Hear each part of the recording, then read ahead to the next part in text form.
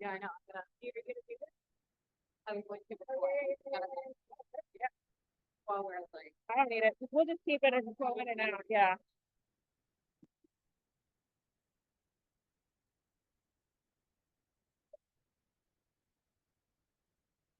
I saw the note not to forget. I know. Okay.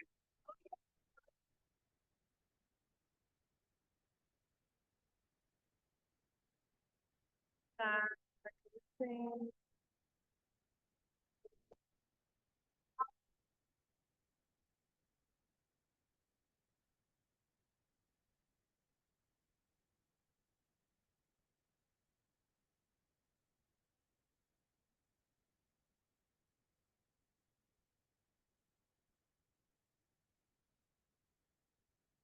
kind of creepy. But we'll take it.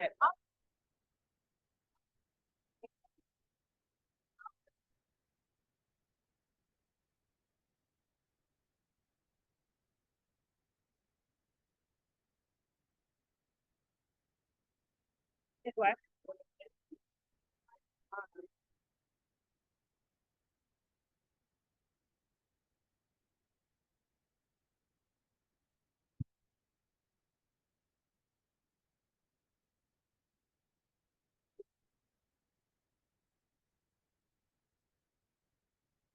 Hey, Jean, nice to see you.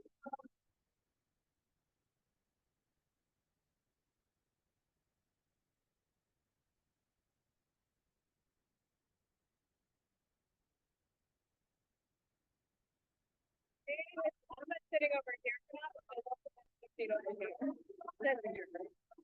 Brian's here. Emma was here. She's over there. She's charging. Right next to Susan. Yeah. Nice to see you. Good to see you. Long time.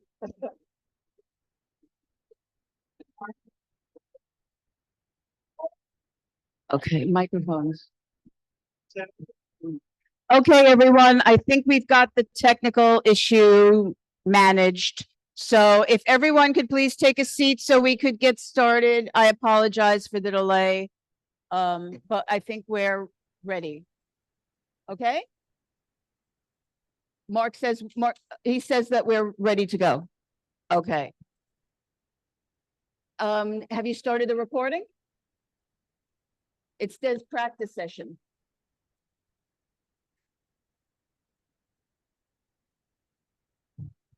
Okay, we've started the recording. Okay, good evening, everyone. Welcome to CB2's July full board meeting. I'm Susan Kent, Chair of the board. We are going to start with a roll call vote. Attendance, but thank you. Emma, do you want this? Oh, do you want to stand it? Okay. Oh, there we go. Thank you, ma'am. All right. Good evening, everyone. We are going to begin. Susanna Aaron. William Benesh.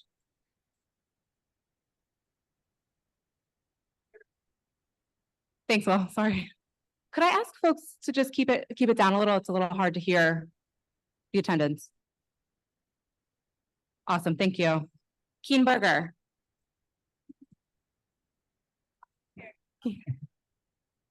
Thank you. Carter Booth. Katie Bordenaro. Anita Brandt.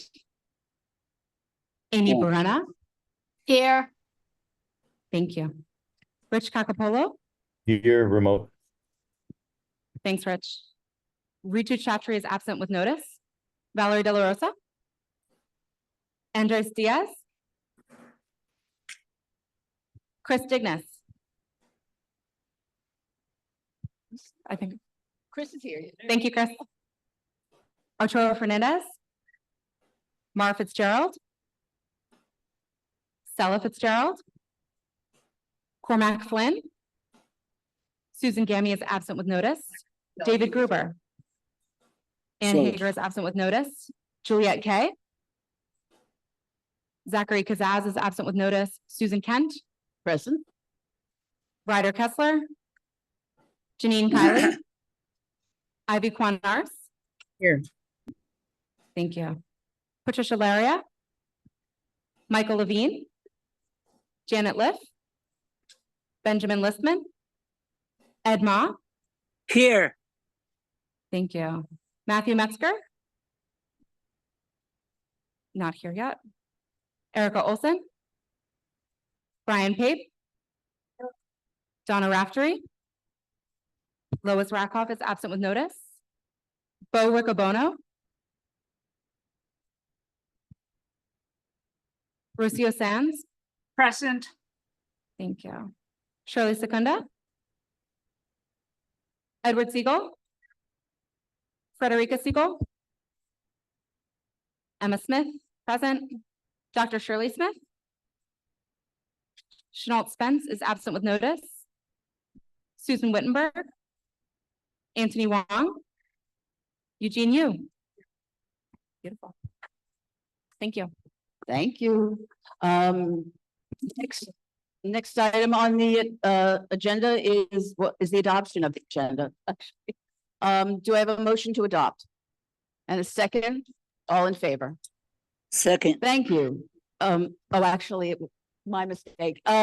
Next is public. We're going to start our public session, which will be run by Valerie De La Rosa, our first vice chair. Thank you so much. I will be calling on people in the room first, and then I will go to Zoom. So I will ask everyone, you will have 2 minutes to speak. There is a timer that is over here if you're in the room. And you'll have 2 minutes to speak. When the buzzer goes off, please wrap up your thoughts. If I go through all of the names and you've signed up, I will ask at the end, both in the room and on Zoom, if you did sign up and I did not call your name, to please raise your hand. So I do have a mix of people who signed up here in person as well as signed up on the online form. So I'm going to call on Darlene Lutz. Thank you. Good evening. I'm Darlene Lutz. I'm here to announce the precincts, all of the precincts, National Night Out. It's a get together for the community and our law enforcement. Every precinct has one. Community Board 2 has 4 precincts. I'm representing the first precinct. Our get together is at the South Street Seaport, Pier 16. And it's August 6th, Tuesday evening from 6 to 8. I'm going to give a shout out for also the 6th precinct. I don't know where that's being held, but this is a good time to, have a meet and greet with your local law enforcement. Also, our electeds do attend. We hope they all pass by and have some words for us. So I hope to see you all down at the Seaport on Tuesday, August 6th, 6 to 8 p.m. Thank you. Thank you so much, Charlene. Next, we're going to go for Alfred Fuente.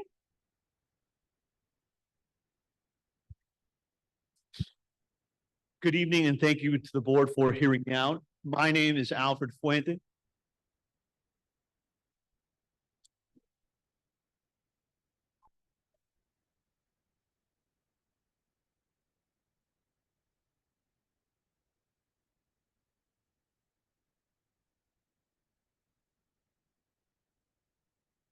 My apologies. You're just going to have to really project. I need everyone to please be close to the microphone and project so that everyone in the room can hear. We're stuck with the background noise. I'm sorry.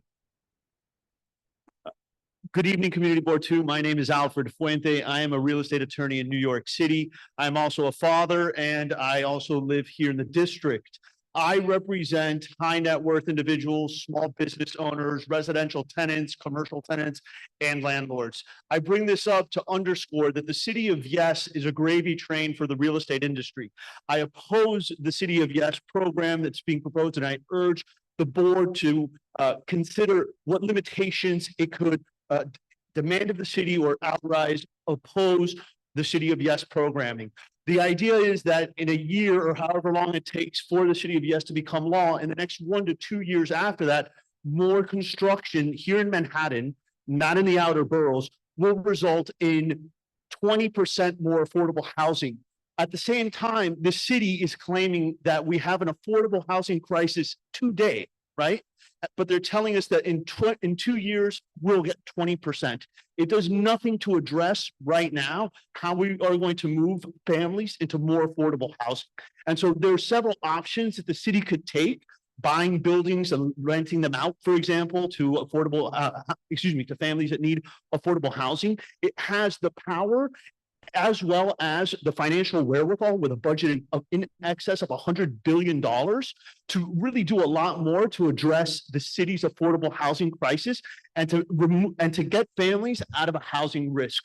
So for those reasons, I encourage the board to please consider either opposing the City of Yes or conditioning its support on a down payment from the city in favor of affordable housing. Thank you.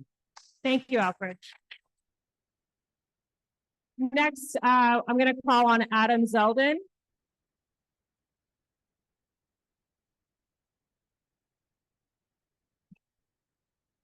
Adam, you have 2 minutes. Thank you.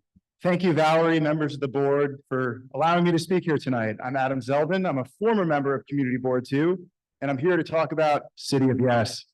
I had the great privilege of serving on Community Board 2 for 5 years. I had a wonderful time. While I was living here, I lived in a couple of very small tenement apartment buildings, about 300 square feet, until my fiance moved in with me, and she was not willing to stay in 300 square feet, so we needed to upgrade a little bit. Unfortunately, it just wasn't possible for us to stay in the neighborhood that I, lived in for such a long time that I was so excited to stay in, because I'm exposed to the brutal forces of market rent, and we are in an absolute housing crisis. Affordability is completely unaffordable. I think a lot of the folks in this room are lucky not to be exposed to the forces of market rent. You might own your apartment, you may be in a rent stabilized apartment. But the reality is many people are experiencing, delays in starting families, living with roommates into their 30s, 40s, and later. And most importantly, many people are experiencing homelessness as a result of the housing affordability crisis that we're in. We have to address this. This is a reasonable, common sense proposal. This is an incredible opportunity to add a little bit more density, a little bit more housing, mostly in the outer boroughs.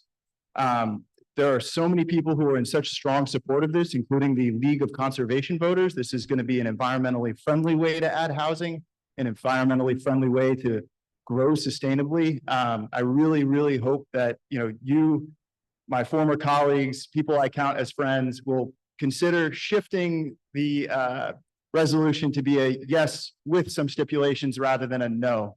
Thank you so much. Thank you, Adam. Next, we have Paul Haug, H-A-U-G. Paul, are you here? Okay. Angela Mano. Yes, please come up.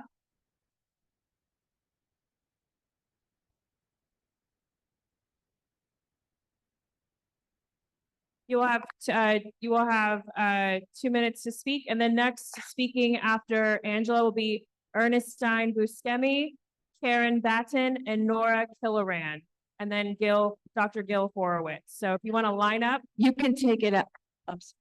Oh, okay. Thank you.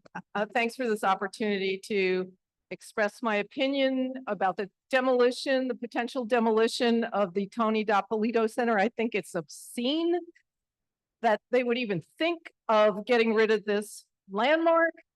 It's part of our park system. It's a place where people have been able to affordably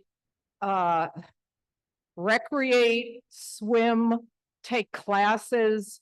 And I'm tired of seeing these public places become privatized, just like we lost our hospital. So I'm absolutely against it. And I appeal to whoever's going to vote on this to vote down demolishing it and to rebuild it. I don't believe what they say that it's you know, it's more affordable to knock it down and build something else. I think that's not true. I'd like to see the numbers on that, and I'd like them fact checked because I don't believe those numbers. Thank you. Susanna, do you have a question? Thank you. I just wanted to know, people who are speaking about Tony Depp, you may want to read the resolution that the Parks Committee has put out. It actually doesn't pertain to demolishing Tony Depp. So I'm compassionate for your feelings, but it's not on that demolishing Tony Depp is not on the table tonight. It's not in the resolution. Okay, so next, if we could continue, please. Thank you, Susanna, for clarifying that. Next, we have Ernestine Buscemi, Karen Batten, Nora Killoran, and then Dr. Gil Horowitz and Sandra Cohn, C-O-H-N. So if I've called your name, if you could come line up so that way we can just go one right after another. Thank you. Hi, I'm Nora Killoran, and I was actually slated to speak about the recreation center as well. So is that relevant? Can I continue? Okay. So I'm in agreement with the other resident. I'm born and raised in this neighborhood. I used that recreation center since I was probably 6 years old. I am not a billionaire. I'm not a millionaire. I'm just a regular New Yorker. I really depend on recreation centers. My doctor sent me to physical therapy. He told me to do swimming for my injuries. I have not been able to do that because the center has been closed for 2 years, and the other nearest center is also closed for renovations at Stuyvesant High School. And I was not eligible to go to Asphalt Green. I would have to pay the market rate membership. Why I am saying this is because I'm frustrated as a regular New Yorker. I'm continually getting squeezed out of anything that's affordable, of anything that I can access, and I'm completely fed up. I agree that I don't believe that there's a structural problem with that landmark building, and I would really hope that you oppose getting rid of that building. And I really wish that someone would be accountable for their job, because that's been sitting there for 2 years now, going to ruins. 5 years, thank you. And as we all know, there's a beautiful Keith Haring historical piece of artwork there that is also going to ruin. So I'm just speaking on behalf of regular New Yorkers who have built this community for the billionaires. Thank you, Nora. Next, I have Dr. Gil Horowitz, then Sandra Cohn, and then John Gilhollam. Good evening, board members, members of our community. I'm Dr. Gil Horowitz. I'm a psychologist, a New Yorker for almost 88 years. People say, well, where did your parents come? They came from New York as well. My grandparents did come in the 1800s from Europe, but that was a very long time ago. I've been at 2 Fifth Avenue for 56 years, a former full board member of this board. I may rejoin you in the next turnover. I'm here to speak on a resolution you do not have before you yet. That's the Tony Depolito Recreation Center. I knew Tony Depolito, worked with him on the Parks Committee. He was president of the board many times. Tony would be turning over in his grave if he knew what you were planning to do with the building that has served us so well for so many years in this community. I knew children that swam in that pool that couldn't be rebuilt and made live again, so we would have a pool in Greenwich Village, which Right now, we do not. I attended community board committee members in that building.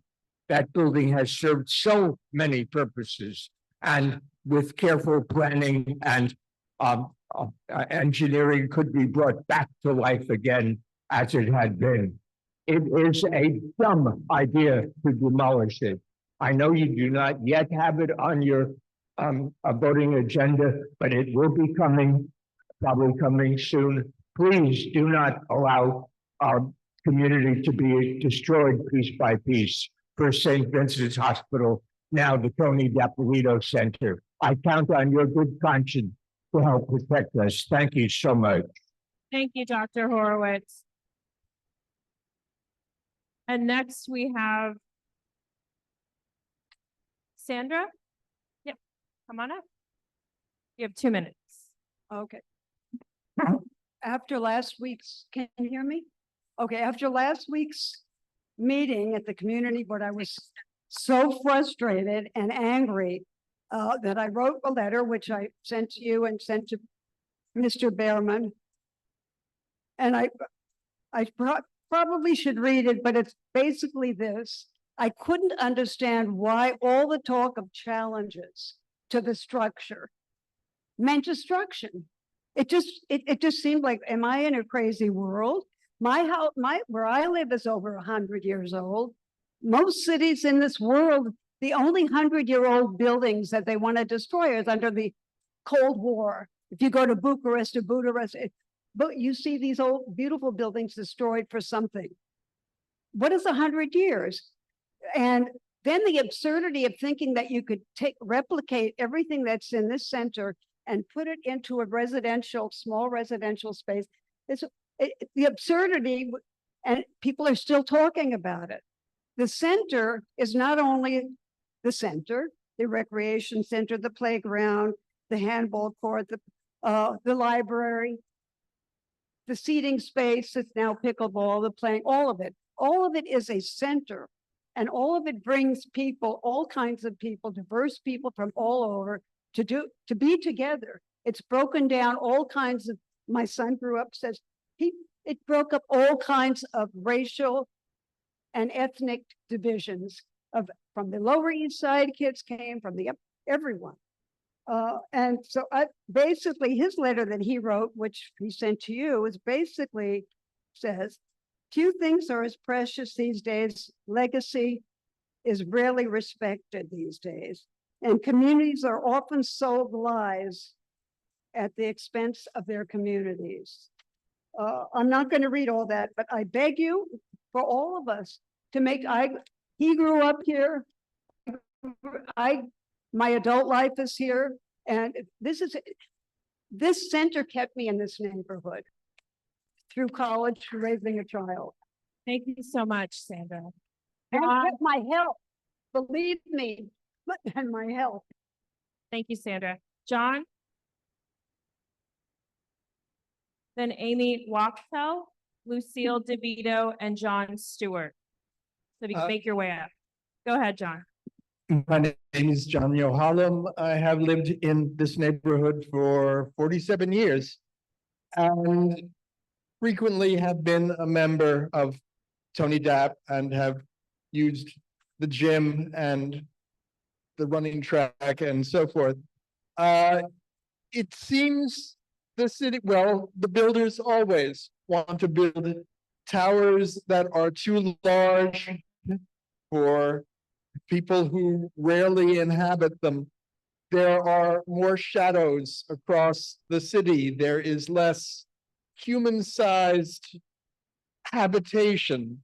There's the village was kept as a small-sized enclave until a nameless person built the enormous tower on Spring Street. This is the way things are going unless we make a stand, unless we hold on to what belongs to the city at large, to the general population. We need places to walk, places that are human-sized. Thank you. Thank you, John. Next, we have Amy Wachtel, then Lucille DeVito, John Stewart, I have you on there twice, and then Rachel Gelman. Thank you for pronouncing my last name correctly. It's so rare. Oh, please introduce yourself for the record, please. Amy Wachtel.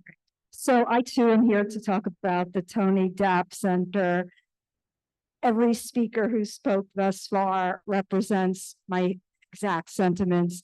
I was so stunned last week at the meeting, which I watched by Zoom, when it was announced that they were going to replace rather than repair. I just find it really hard to believe that the city can't find the money to repair it. I don't know, this is an honest question, is private funding allowed? If so, I bet you could get some. If not, oh well. I don't see the correlation with 388 Hudson and the Tony Dapp and pool. It just jive. It's like you're going to have this residential building with the bottom of a city rec center. I don't think the residents are going to like that. And I guess just basically, I'm begging you, we need it, we love it, we've had it, we miss it. It's like a people thing. For those of us who have lived here for a long, long time, it's such a needed structure and is so affordable, which I think people highlighted. So please don't let it get destroyed. Thank you. Thank you, Amy. Next, we have Lucille DeVito. Hello, everybody. The Tony Depolito Center is an institution in this neighborhood. 3 generations of my family have used its facilities. My mother and father, who lived next door on Leroy Street, would go to the pool to escape the summer heat before ACs were common. I've used their fitness facilities as the only affordable gym option in my neighborhood. And my daughter participated on their swim team in the indoor pool there for a while when she was a young girl. I know we are being told that the building and the pool have severe structural issues, and we're being told that it's more economical to knock it down and rebuild. Considering the landmark status of the rec center, I hope that some of the building can be preserved to maintain its historic character, and I absolutely demand that we be told what is going to be put in its place. It needs to be designated rec center. Village residents need a community gathering place where we can focus on our health. It's an indispensable resource to a neighborhood where options cost exorbitant amounts of money. I demand that there be public hearings to determine the fate of the property, and that any demolition and construction plans be approved by the Landmarks Preservation Committee. Don't destroy this public property without transparency. If it needs to be torn down, don't destroy our community along with it. Replace the rec center with a rec center. The Parks Commission should be in charge of it, and I hope that they would repair it and not tear it down. I mean, I have watched this neighborhood be destroyed by millionaires and billionaires. I remember Bleecker Street, it was all mom and pops. They're all gone. We're turning it into a real quote unquote, I don't like what Greenwich Village has become. I'm sorry, guys, please save it for us. They've repaired other places all around New York City. They can spend the money to repair this. What it would cost them to rip it down, they should put it into repairs. Thank you. Lucille. Next, we have John Stewart and then Rachel Gelman. I too am against taking down the recreation center, and I was appalled when I heard that they were thinking of demolishing it, because for the past 5 years, I've been calling and the renovations were almost done. They were going along fine. And all of a sudden, they're talking about demolishing it. And all I can think is, in 5 years, what has been going on behind closed doors? What don't we know that we should know?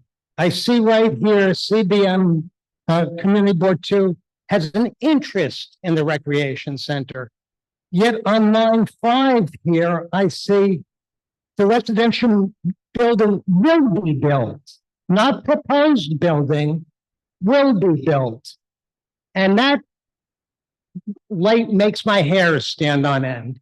I can't help but think there's some money behind this that wants to tear that down. The building obviously can be renovated. And not only did they propose a recreation center in this new building, but you would be working out in a dungeon. They were going to give you the space in the basement that they could use for nothing else. We have a pool with skylights, a basketball court with skylights, and now they want you to work out in a dungeon. What's happening? Thank you so much. Before we get to Rachel, I would just really like to ask, I'm seeing board members are making different signs and pointing to their phones and the clock, and it's very disrespectful. These people have signed up from the public to speak. They're speaking about this concern. It's been in the media, and there's a lot of misinformation that's out there. So please give them your attention and respect. We're going to continue with Rachel here in person, and then we're going to go to Zoom. But please stop making the faces. It's extremely rude. Thank you. I'm a little nervous here, but I'm glad that people mentioned a lot of things I was going to mention about Dapolito. No one mentioned movies on the roof, so I wanted to throw that in there too.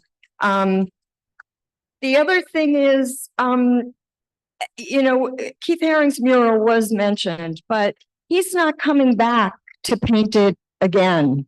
So I just wanted to put, a little more emphasis on that.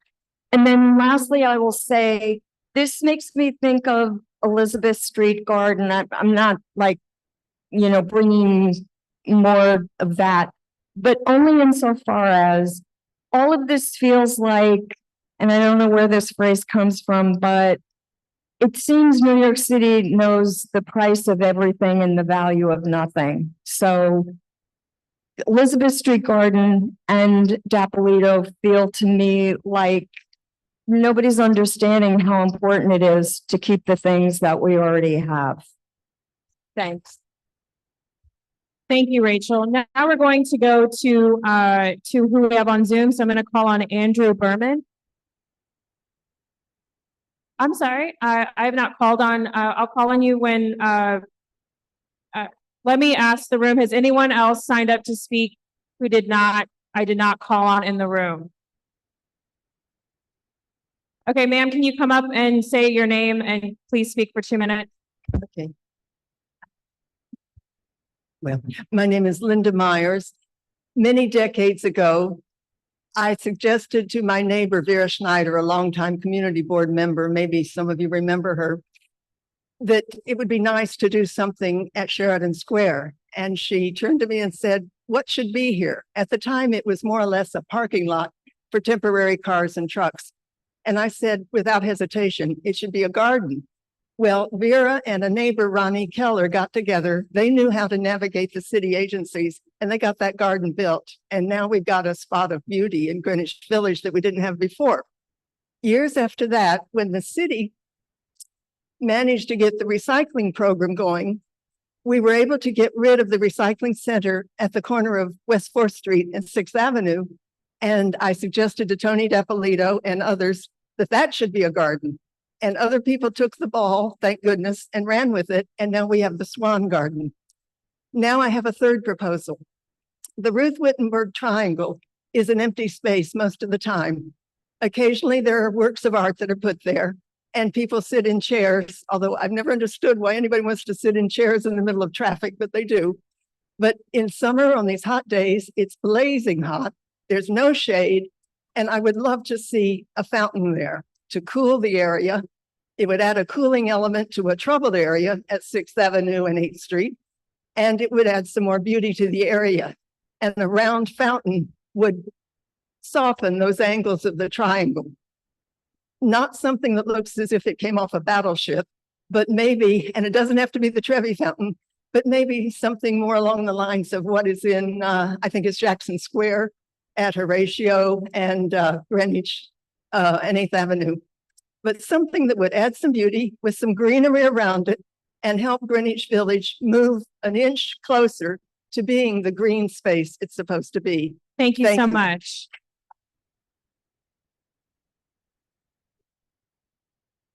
So next I'm going to call on Andrew Berman on Zoom. Good evening. I'm Andrew Berman from Village Preservation, and I want to speak to both Tony Dapolito and 388 Hudson Street.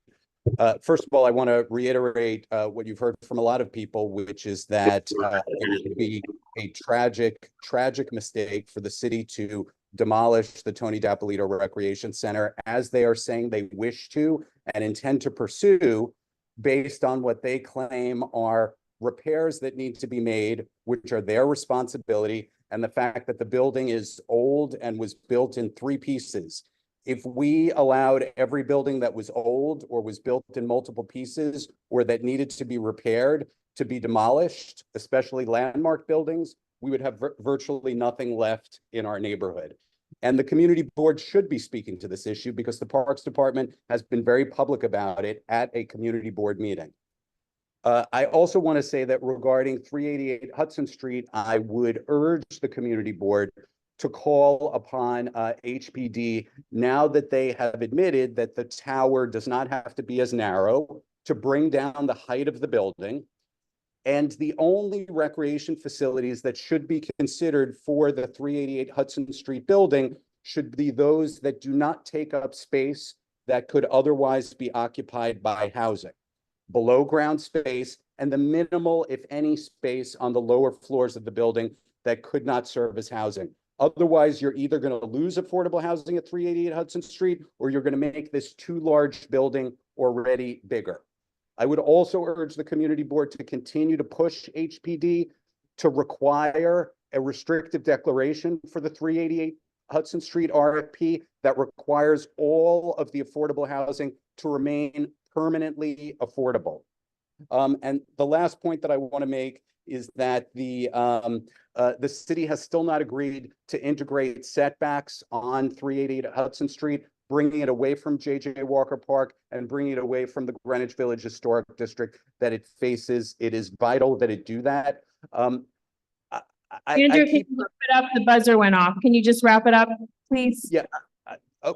Yes, I just want to say, I keep hearing that there's misinformation out there about what the city is planning for Tony Dapolito. They could not have been clearer. They want to demolish the building. It is incumbent upon us to say that that's unacceptable. Thank you. Next we have Ann Mitchell-Tree. You want to ask Andrew a question? Sure. I'm sorry, Andrew, I wanted to ask you a question. It's a little rhetorical, but Tony Dapp is an emotional issue, we know. I don't know if you read the resolution tonight. It says nothing about supporting the demolition of Tony Dapp. That is not on the table. It's simply a support of having a recreation center at 388 Hudson. There's also no discussion of the development of the building of 388 Hudson. That is not a resolution that's on being entertained at our board tonight. Thank you. I wish the resolution said that the board opposes demolition, and I hope it will at some point. Okay, next, thank you. If we could, is it possible to turn on the closed captioning on the Zoom? While we're doing that, next is Ann Mitchell-Tree, then Susan Parker, and then Michael Zoltan and Powell Takuk. So Ann Mitchell-Tree. My Okay. audio is on. Can you hear me? Hello? Hello, can you hear me? Yes. Yes. Yes? Yes. Okay, here we go. Yes, So, yes. I'm gonna go the long way around, but I think you'll see my point at the end. The truth is, I don't watch football, so I missed the message on Monday night, December 8th, 1980, but I sure got it the first thing Tuesday morning, December 9th, 1980, that John Lennon had been shot and killed in front of his home on 72nd Street. I went to work that day in a mental health setting for adults in New York City. It's the first time in my life I ever saw grown men cry. I will never forget that as long as I live. That's how I began my career in recreation social services in Manhattan. Then there was the AIDS crisis. All through the 80s, I worked at Coney Island Hospital with sharp needles. And I would remind you that in 1994, AIDS was the leading cause of death for all Americans aged 25 to 44. So we got the AIDS crisis under control. Then there was the car bombing of the World Trade Center, which culminated in the tragic disaster. 3,000 people were killed in the World Trade Center. I didn't run away from New York City. I was working at Roosevelt Island, Goldwater Memorial Hospital in the recreation department with grown adults, trying to figure out what was going on.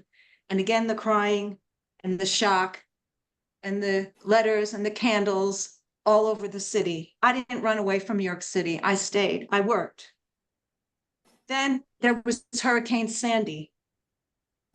We were trapped on Roosevelt Island because we couldn't get home because all the transportation was shut down.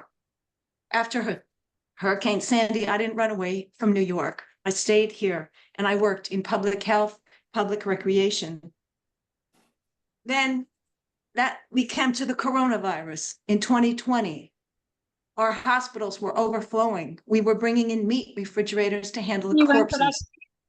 I'm going to wrap it up. The fact is that after 43 years of service, which I've tried to describe to you, my pension check will not cover 1 month of market rate rent. Thank you, Anne. Thank you. My pension check will not cover 1 month of market rate rent. Okay, And we're I'm gonna go asking to the next to commit please. to affordable housing. Next, we're gonna go to Susan Parker. Hello, I'm also calling with respect to Tony Dapp. It's a place I've used. I've been living in this neighborhood almost 50 years. I'm 77, I'll be 78 on Monday. I don't have access to another recreation center. I can't afford the gyms in this neighborhood. And I like the atmosphere there. Everybody goes there. I'm sorry, who's speaking? Susan Parker. You called Okay, me. thank you. I just want to say it's absolutely a gem in the neighborhood. As somebody pointed out, it brings everyone together. You go to the pool, you see the little kids from camp. It's just a wonderful, wonderful place. And it's ridiculous to think it can't be repaired. I mean, go to Europe, they repair things that are 1,000 years old.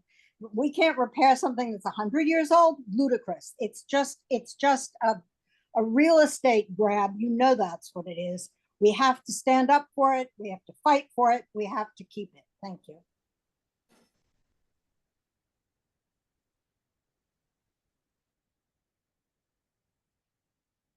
Okay, Susan, are you done? I didn't hear the timer go off. Sorry, yes, I am. Sorry. Okay, thank you so much, Susan. Thank you for your testimony. Next, we have Michael Zoltan and then Powell Takuk.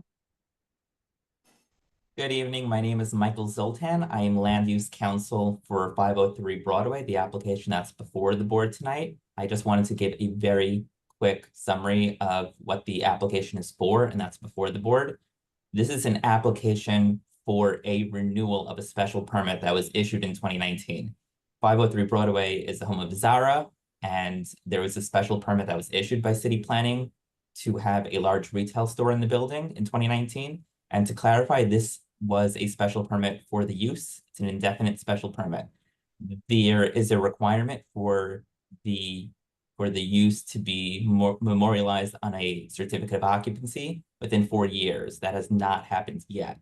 And there's a requirement in zoning resolution for these special permits to be complete within 4 years. If not, you can make an application to renew the special permit.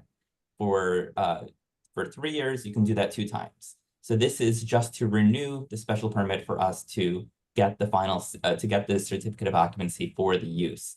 The only issue that is required to be resolved for this application to be satisfied is that there has been no change of fact in the 40 years since the initial special permit was issued. And that's the only real issue on the table today. It's not about the underlying merits of the special permit. So that's just to talk substantively of what the application is. Secondly, during the land use and zoning committee meeting, there was a question about the employees and the quality of life issues surrounding the actual store. I'm not going to speak to it, but we do have the manager for the store that I believe is going to speak right after me, Powell. So we wanted to address those issues directly before the board. Thank you.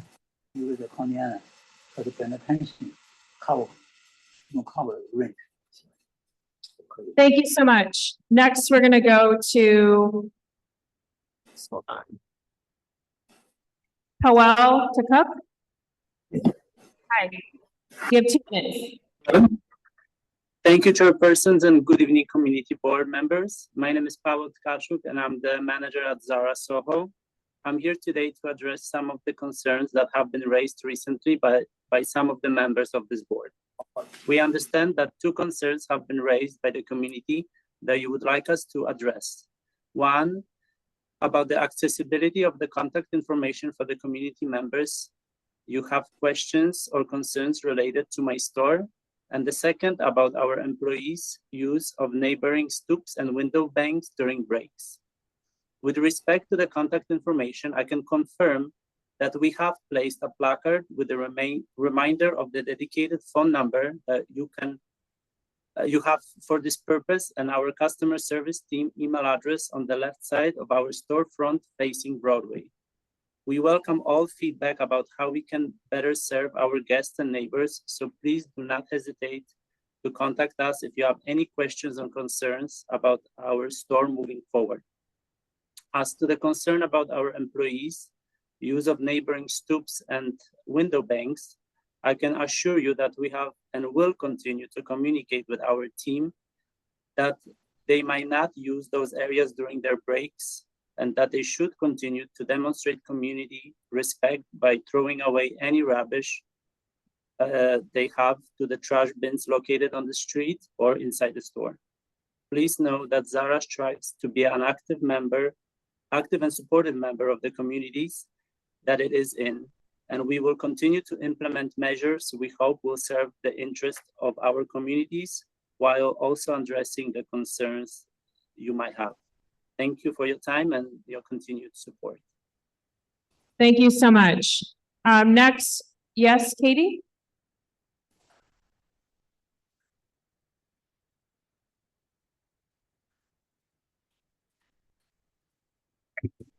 Can we ask Michael Zoltan You want to ask Michael follow-up question? Sure. I'm sorry I didn't see Thank your you. hand earlier. No, Michael, are you still on?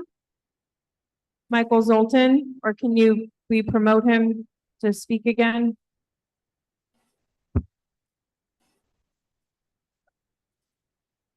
Thank you. Just a second, Katie. Okay, oh, there he is. Can you hear me, Michael? Yes. Thank you. Katie Bordenauer, co-chair of the Land Use Committee. Thank you and the representative from Zara for being on tonight as requested at the last committee meeting. We did ask if you would forward the documents to us. And I'm sorry, I've been traveling. I haven't seen them come in. We had sort of 3 requests and you met 2 out of the 3. What's the status on sending us the complete document package? I'm sorry, I had thought that the board had received them, they just hadn't been distributed. I can send them right now, and they will be sent within 2 minutes. Thank you very much. Thank you, Katie. And then I'm going to ask, as I asked in the room, I'm going to ask on Zoom, is there anyone on Zoom that signed up to speak that did not have it, that I did not call on? I see that there are 2 hands raised, so I will call on David Cohen and Robert Esnard. You have 2 minutes to speak, and you can state your name and state what you are speaking about.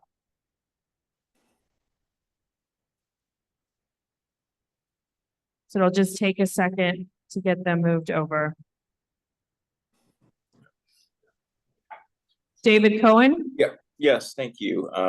Thank you to the board and good evening. I just want to say I wasn't aware of two things that were brought up tonight that I find very interesting. One is the DAP Center, and I do, you learn something new about your own neighborhood every day, and I want to just lodge my support in favor of those who have spoken out against demolishing, a landmark building like that. Again, for what is undoubtedly for the benefit of the rich and the developers here trying to make a buck. So support that. I also want to just endorse the testimony of a gentleman who spoke maybe second in line tonight. I don't recall his name, who spoke out against the City of Yes proposals. There's a lot of places I'd love to live, but I can't afford. That's just the world we live in. And unfortunately, the character of this neighborhood is such that building high rises and building low income housing in places where it just doesn't fit with the character of the neighborhood, I think is not what people who have purchased homes and live here signed up for when they did. And I think, just want to put that out there and endorse that testimony. I'm also, the main reason I wanted to talk, and I'll say it quickly, is that August 3rd is fast approaching. I've read reports that few restaurants have applied for the permanent outdoor dining program. And I just hope that the board is aware of and will push for enforcement of, the tear down of these structures on August 3rd, by August 3rd. And also just that restaurants are in compliance with those DOT regulations and rules when they are in effect, because I do look around and I see a ton of these things left. Doesn't seem like there's a lot of movement to take them out. And I know that August 3rd deadline is fast approaching. So just want to urge the board to be cognizant of that and to be looking at these on a case-by-case basis when those applications are put in for sidewalk dining and roadbed dining setups as well. Thank you. Thank you, David. Next, we have, I just had Robert Esnard. Yes, ma'am. Thank you very much. My name is Bob Esnar, and I represent the owners of 65-83 West Houston Street. It's a building we built about 40 years ago. It's a retail building, two-story building, and we had a big problem with the graffiti. We worked the problem of how to, it wasn't supposed to be touched except to be cleaned, and because it's a masonry building, the way we had to clean it over the years has deteriorated the surface of the buildings. So we worked out a problem, a graffiti program, I should say, plan as described in the resolution of the subcommittee that we met with last week, that has a program to paint over and then remove occasionally the graffiti that occurs on the building. And we had a very professional and I think personal meeting with the board, and they approved it. In the resolution the full board is considering today is to include, to approve it, but it has one thing that creates a problem. At the end of it, it says recommends approval of the plan as presented, as long as the plan is limited to the first floor. The problem with that is we have a whole building, and the issue is it's easy right now, and most of the graffiti is on the first floor, except as we clean it and fix it, it'll be very easy with a ladder or just climbing up to go up and add graffiti. So that our plan, if it's acceptable, and I think Landmarks will approve it because we worked out with them as a way to deal with it and preserve the building, and at the same time do the whole building rather than being eliminated at the first floor level only. And I would recommend that you change it. And I wrote this to the board as part of the getting on this session here, to where the proposed changes it so that the graffiti and the program, the plan. Robert, can you wrap it up, please? Yes, one more point, where the graffiti occurs and no other location. So we just doing the graffiti for the whole building. I'm sorry I took too long, but thank you very much. Thank you. Thank you, Robert. I think there was one more person that wanted to speak, which was Cheryl Brock.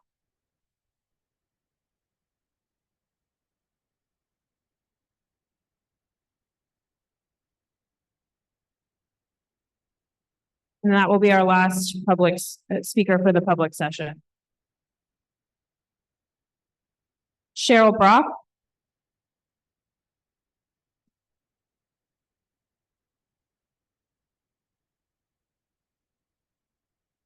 She's not accepting? Oh, Cheryl, if you can accept the promotion, otherwise we're gonna have to close the public session.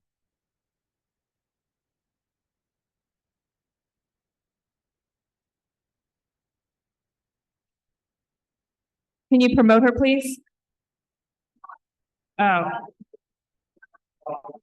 Just allow to talk then. Can you hear me now? Yes, you have 2 minutes. Excellent, thank you. I'll try to be brief. Since greed is probably going to win out on this thing, I would suggest the following. Number one, we use the facility as long as possible. We've already invested, I assume, a fair amount in repairs.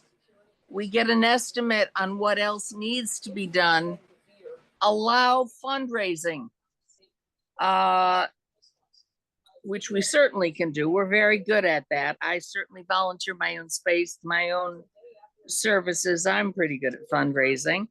Number two, Tony Dapolito's name. What's going to happen to it? It should be brought forward to whatever happens in the future.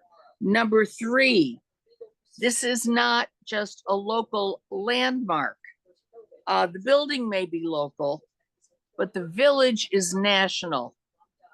And the height regulations that are going on is ludicrous. We're feeding off of one water main, which is cracking regularly. This is nuts. We're acting like the Southwest on the Colorado River. Can't keep doing it. If we start moving this rec center, we're trading in brick and steel and the solidity of that for sheetrock, which is not a good trade. We're being sold short. Any way we can save this center, we should do it. Absolutely, fight like hell. Forgive me for sounding like Trump, but we should fight like hell to save the center. It was a gorgeous building. God knows the condition it's in now. Nobody's been inside since. Areas of it, the running track, any exercise equipment that's salvageable, etc. Meeting rooms. Carol, can you wrap it up, please? Yes, ma'am. Got to get in there, try to use it as much as we can. And please don't forget the library, which it abuts, has a stage that was built during the WPA and paid for by the Rockefeller family. This is absolutely historical stuff. Thank you so much, Cheryl. We appreciate your testimony. You got it, babe. Thank you. Thank you. And with that, I'm going to close the public session. Thank you, everyone, for your attention and respect for everyone speaking. I'm going to turn it back over to our chair, Susan Kent, and a quick thank you to Cormac Flynn, our board member, for running the timer this evening. Thank you. Anyone interested in running the timer at upcoming meetings, please see me afterwards.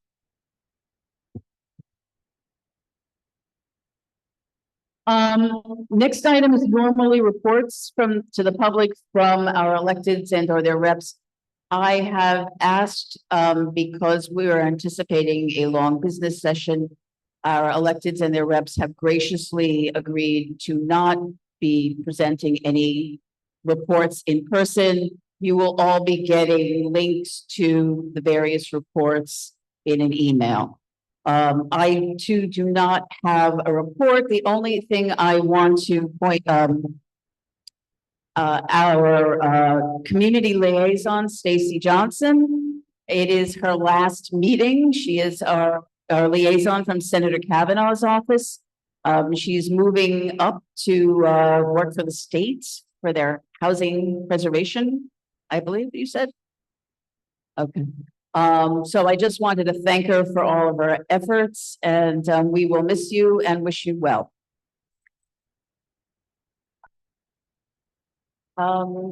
Treasurer's report.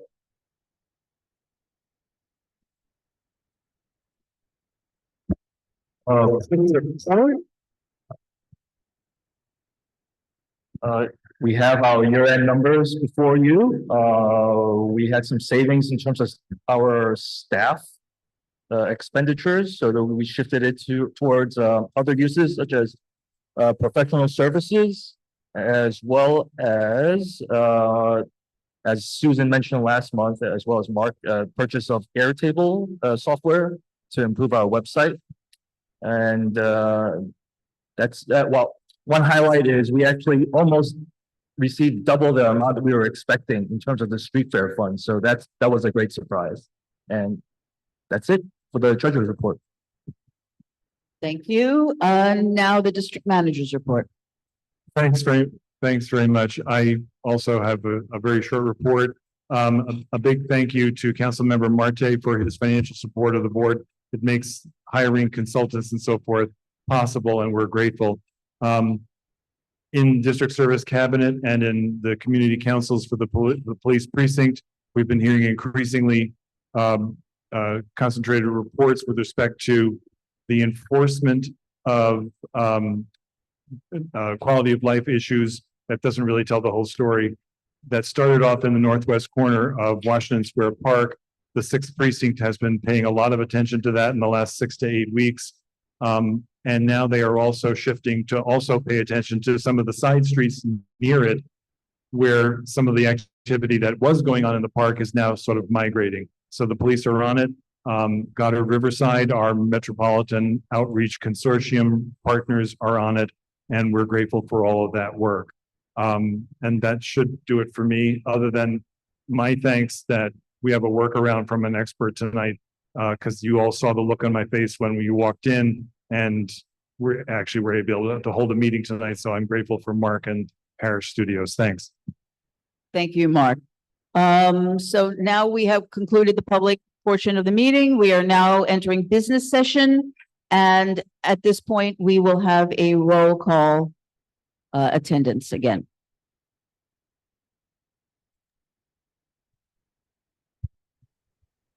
Can you hear me? There we go. Susanna Aaron, William Benesh, Keen Berger, Carter Booth, Kitty Bornera, Andrew Booth, Amy Brenna, Here. Rich Cacapato, Yes. Valerie I'm De La here. Rosa. Thanks, I'm Rich. here. Valerie. What? Did you call me? Yeah, you're here. Andres Diaz, Chris Dignas, Arturo Fernandez, Mark Fitzgerald, Stella Fitzgerald, Flynn, David Gruber, Kay, Susan Kent, here, Ryder Kessler, Kylie, Ivy Kwan Ars, here, Patricia Laria, Michael Levine, Janet Liff, Benjamin Listman, Ed Ma, Here. Matthew Metzger. Matt's here. Yeah, thank you. Erica Olson, Brian Pape, Donna Raftery, Lucia Sands, Present. Shirley Secunda, Edward Siegel, Frederica Siegel, Emma Smith here, Dr. Shirley Smith, Susan Wittenberg, Anthony Wong, Eugene Yu. Thanks all. Thank you. The June full board minutes, are there any questions or changes that need to be made? Does anyone have any? Otherwise, I will accept a motion to approve them. And a second. And all in favor? Thank you. Okay, standing committees, we're going to start with Parks and Waterfront. Okay, I'll try to do it here. I don't know if you can hear me. Can everyone hear me? Yes. I don't, you want to try it from there? You are a little hard to hear. All right, I'll try. If I can't, then Susanna can read it. I just want to say this resolution has been confused. People are talking about it. This is Nobody is saying, neither People, the Parks Department or the council member or anyone else, that if 388 gets a rec center facility, Dappolito can or will be torn down. I'm sorry to interrupt you, but it appears that people are having difficulty understanding you. All right, let Susanna. Susanna, I'll read the resolution and then we'll see if there's any discussion that follows. I'm also just going to take advantage of the fact since I chair the Human Services Committee, in light of Mark's Diller's report. I want to invite everyone to join our committee meeting next Thursday, where we will be meeting with Bridget Brennan of the DA's office for narcotics. We have one resolution, a resolution supporting inclusion of a recreation center within the proposed mixed-use affordable housing building at 388 Hudson Street. Therefore, be it resolved that CB2, number one, thanks DPR, HPD, and DEP for responding to CB2 Manhattan's request for a modern, full-service, multi-story public recreation center at 388 Hudson Street with the potential for regulation-sized facilities that have been unavailable at the Tony Dappolito Recreation Center. Number two, asks that this information be incorporated as a prerequisite into the soon-to-be produced and released HPD request for proposals for 388 Hudson Street. Number three, insists that DPR consider leasing appropriate space, perhaps a local unused gym on Barrack a block away, as an interim recreation center while the new building is not yet built and Tony Dappolito has been closed for 4 years. Number four, applauds the agencies for working together as requested by the community board. Number five, recommends that DPR create protocols for public safety and maintenance of the Tony Dappolito Recreation Center site while it is closed. Number six, prioritizes the preservation of the herring mural and an outdoor pool. Number seven, requests further clarification regarding ownership, investment funding, perpetual public access, and maintenance expense protocols when the new DPR Recreation Center is constructed in the building at 388 Hudson Street. And number eight, it holds DPR to its promise that further community input will be solicited before any decisions are made regarding the disposition of the current Tony Dappolito Recreation Center. Rich has also sent me some comments. Let me see if they're Rich, would you like me to share these comments now? No. Okay. We'll see if there's just. I don't know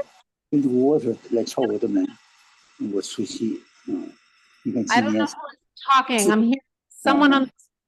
Dead.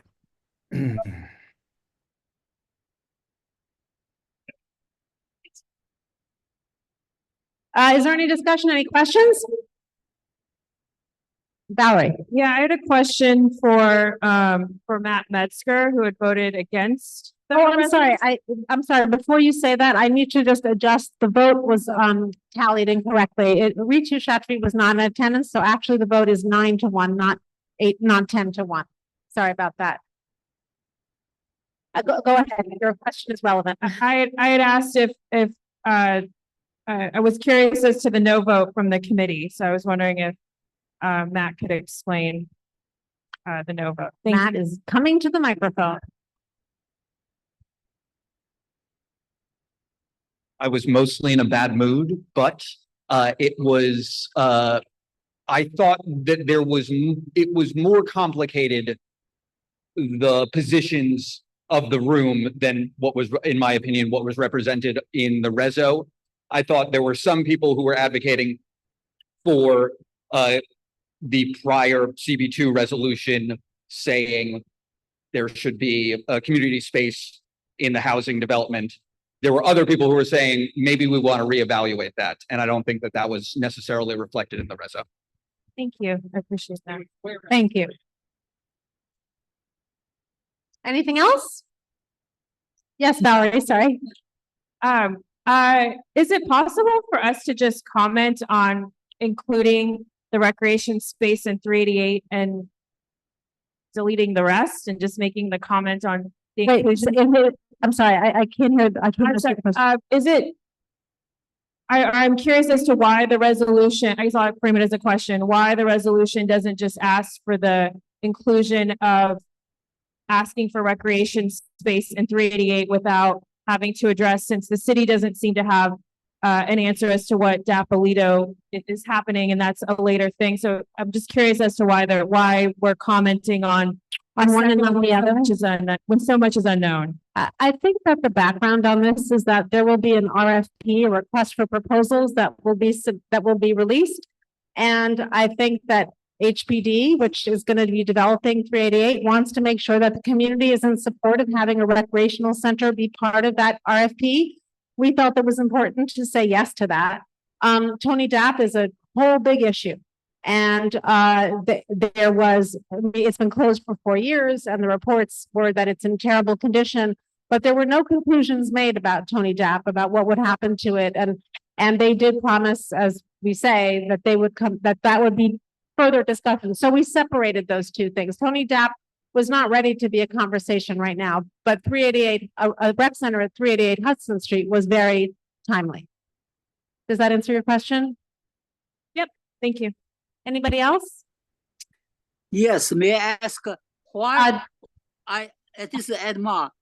You know, many years I attended the inauguration of the basketball field. But why after there's our 4 years unused? Why? I'm sorry, I didn't hear that. Can someone translate? I Oh, didn't it's been understand. closed for repairs. The building has been closed for repairs. We thought it was going to be a short-term closure, and instead every probe resulted in more bad news. That's what we understand. So apparently there's nobody accountable to repair or follow up. And I can't understand. I'm sorry, and I can't, and I'm too far away from the screen to see the caption. He's saying that there's nobody accountable to the repair, the follow-up. I'm just reading the caption. Yeah, because I can't hear it. it is. It's a facility that is managed by the Department of Parks and Recreation. I mean, yeah, we can get into a conversation about deferred maintenance and what happens when you don't take care of something, but that's neither here nor there at this moment. Okay, thank you. I'm sorry, Ed, I saw Donovan. So, Susanna, my question is sort of a follow-up on Valerie's, which is why does number 6 need to be in there that says prioritizes the preservation of the herring mural and the outdoor pool if we're keeping Dapalito separate? This question is, how did we go to the extent of calling out the swimming pool and the herring mural if we're not talking about the entire plan for Tony Dapp? The entire plan for Tony Dapp, I think, is just a much more complex conversation. And our feeling was that it was important to prioritize it. Our reserve mentioned what?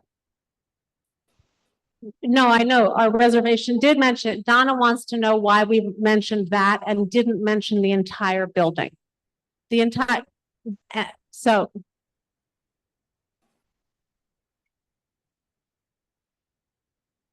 By prioritizing that, you're commenting on Dapalito and prioritizing the herring mural and the outdoor pool over without the building. Okay.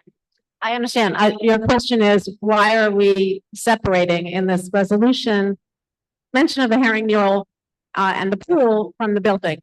Well, Susan, did you want to say something? I just had a question. It was my understanding that there was a belief that you could separate them because you could provide access to the pool without that in a much shorter time frame. I don't know the answer to that, but I know that, and Rich, I don't know if you want to jump in on this, but what happens, I mean, I think for one thing, the Parks Department didn't feel that salvaging the pool and the mural was a difficult thing to do, and they felt that salvaging Tony Dapp was. That's not, we are not necessarily agreeing with that, but we are agreeing with they identified and they isolated mention of the herring mural and of the pool.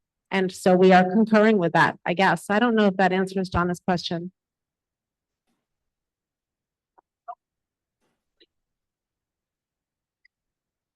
Hi, I'm Frederica Siegel. I've been on the Land Use and the Parks Committee since 2014. And I just want to point out that this resolution is not designed to break new ground. It's designed to recap all of the things that we have been asking for over a year. We mentioned setbacks. We mentioned the best use of the 10-foot no drill zone. We talked multiple times about a multi-floor, full-service recreation center in the new building. We've stressed the importance of the pools and the mural, but we have never in our resolutions mentioned anything about the future use of Tony D'Appolito. So this resolution does not cover anything about that. We've asked the two agencies to work together, and frankly, it was amazing when they said that they had. And last month, we rushed through, the Land Use Committee rushed through a resolution that recapped all of our previous positions because we were so anxious to be sure that all of the information was included in the RFP. There is time in the future. All of Andrew Berman's concerns are very valid, but there will be time in the future to cover them. We will cover the size of the building, the setbacks, all of the design features that will be covered during the ULURP for the building. And we will have a full-throated, organized conversation about the future of D'Appolito. We will insist on that. In fact, our resolution does insist on it. So this month's resolution is an attempt to ensure that DPR and HPD and DEP incorporate everything into the resolution. We have to pass it tonight if we want to make their deadline. So thank you very much. Yes, Carter. On number 10, there's an error. It says the building itself is not landmarked. The building is landmarked. I mentioned this at the meeting.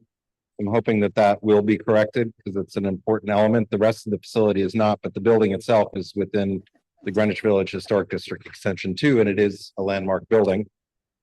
And then I also think it's, I mean, if these count as minutes of the meeting, it's remiss not to mention that the Department of Parks and did mention 3 times that demolition was on the plate for the recreation center, and it's not mentioned anywhere, but they did say that. So I think that if these are to be accurate minutes, that should be included within the minutes.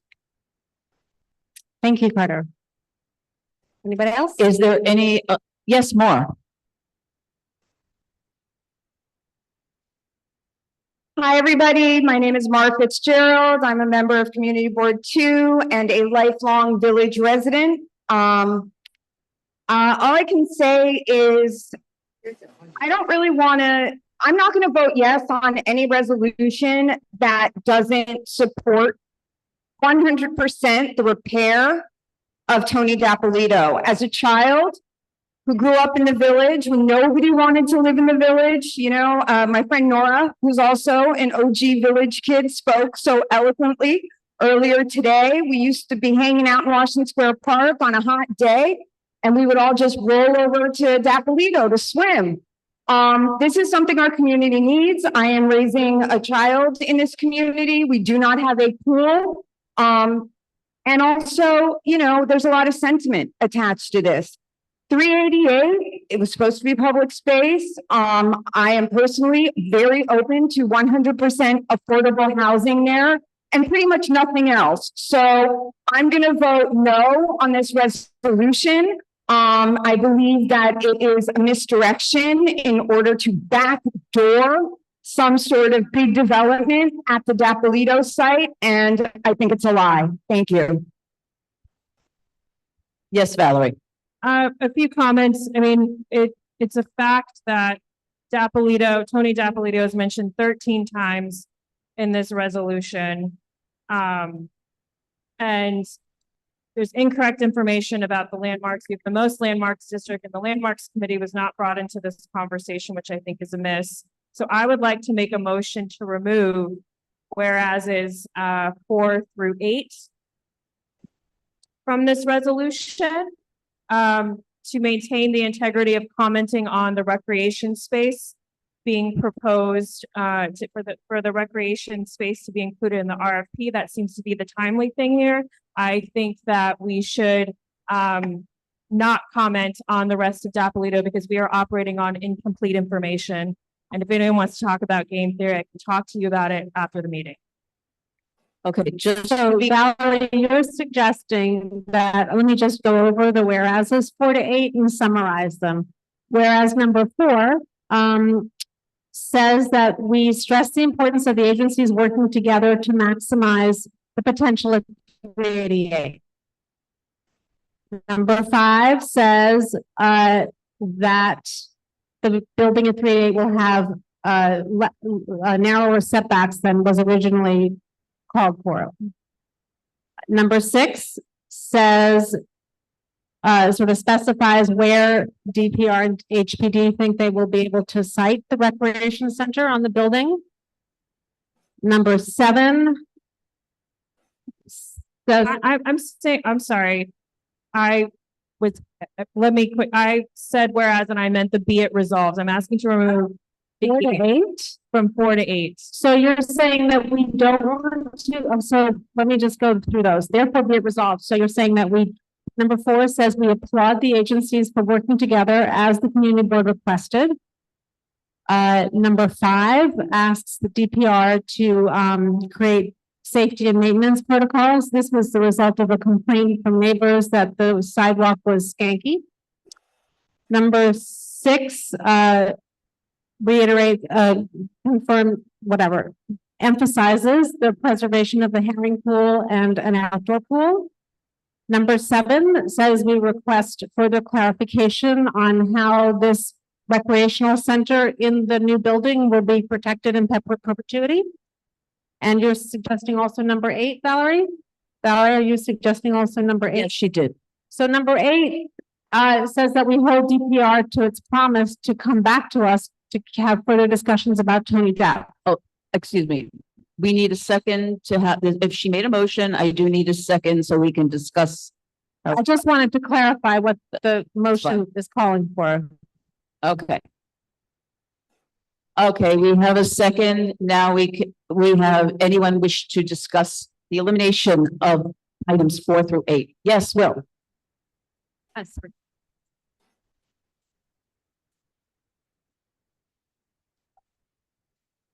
So just to make sure I understand correctly, I mean, so we're talking about therefore that's either 1 through 3 or all 8. So 1 through 3 will be in there no matter what, where we're requesting, talking about the recreation center at 388 Hudson. I mean, to me, hearing so many people speak very passionately about the need to try to retain Dapolito and do everything we can, it seems we should just take whichever action that we think gives us the most flexibility to do that in the future. And so I'm not sure which one of those does. And maybe there's a view that taking out 4 through 8 gives us more flexibility or not. So I'm curious to hear what people think. But for me, it's why not give ourselves the maximum flexibility to then go back and have that discussion. So I'm curious to hear if there's a view that with this amendment, it does that or not. So thank you. Janine is next. I heard tonight's testimony and I was at the meeting, and I think a lot of these are very important because the agencies are finally working together. For those of you who were not at the meeting, they made a lot of changes to the 388 site that our CB2 resolutions had previously requested. And we heard a lot of complaints that whatever happens at Dapolito, right now it's become under the scaffolding a location for, as Suzanne said, skanky activities, but a lot of neighbors complained about trash and drug use and so forth. So there is an issue there, and that was put in to specifically address those concerns. And the head of the Keith Haring nonprofit, I don't know what the correct name is, he was there specifically wanting to make sure that this mural is protected, which is why that is in there. And number 7 is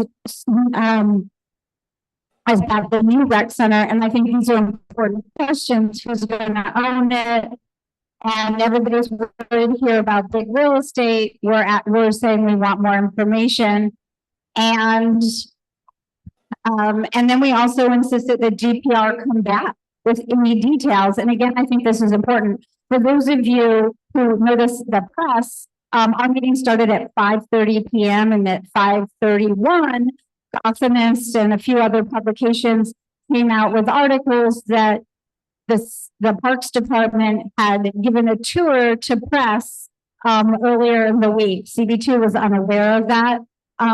So I actually think these should stay in here, and I made it even add that they have more transparency and release some of the engineering reports and so forth, because we've actually never seen anything that has estimates for costs, repairs, and so forth. So thank you. Thank you, Janine. Anyone else wish to add on this amendment? If not, is there any, oh, okay, Frederica, once more. There are a couple of these that if people want them out, we could take them out. I mean, if people don't care about the preservation of the pool or the mural, let's remove it. If you don't care about the ownership and you're not worried about it being privatized, there'll be time for that down the road. But to take out the last one where it says that we want DPR to promise to have a full-scale conversation about the future of Dappolito, when that is what everybody has been talking about tonight, to take that out and not make that, not memorialize that, to me, that just defies logic. Any other discussion on this? Yes, Carter. I'll just note first, my questions haven't been answered from previously. But number 2, we didn't really hear many people talk about preservation of the Haring mural. We did hear some about the outdoor pool, but what we did hear was preserve Tony Dappolito. And we also heard that at our meeting, and that's not included in here. Anybody else? Anyone else? Anyone? Okay, Ed Ma has his hand up. Yeah. Ed. Yes, I because my language and because of the complexity, I have tried to be patient to hear for a long time. I'm trying to establish to proposal how to the continuity of accountability, because the changing of the CB2 chairperson and also committee chair, so the priority always changing. And also plus the DOP or park also changing people. So the committee task always changing priority. Therefore, I think we should establish a permanent book, make it more continuity to make sure certain things has to be accountable continuity. Otherwise, they spend so much time, effort on certain tasks. Then after the time gradually decreasingly because of lack of attention priority, so it's a very the get deteriorated the community. That's a problem. Thank you. I hope I'm clear. I'm sorry, I rely on someone to translate that for me. Just I couldn't see it from my angle.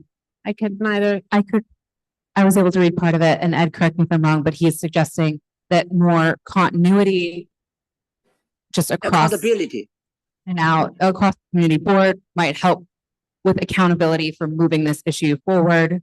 Is that correct, Ed? Thank you. Yeah, yes. Otherwise, that's why just somebody mentioned 4 years they neglected the Plato's recreation center because the changing hands, nobody changing attention on this project. So nobody got accountable. It's empty during the transfer, the power transfer. the chairperson of the committee or in the government changing hand. This is all neglected the community. Nobody is there watching.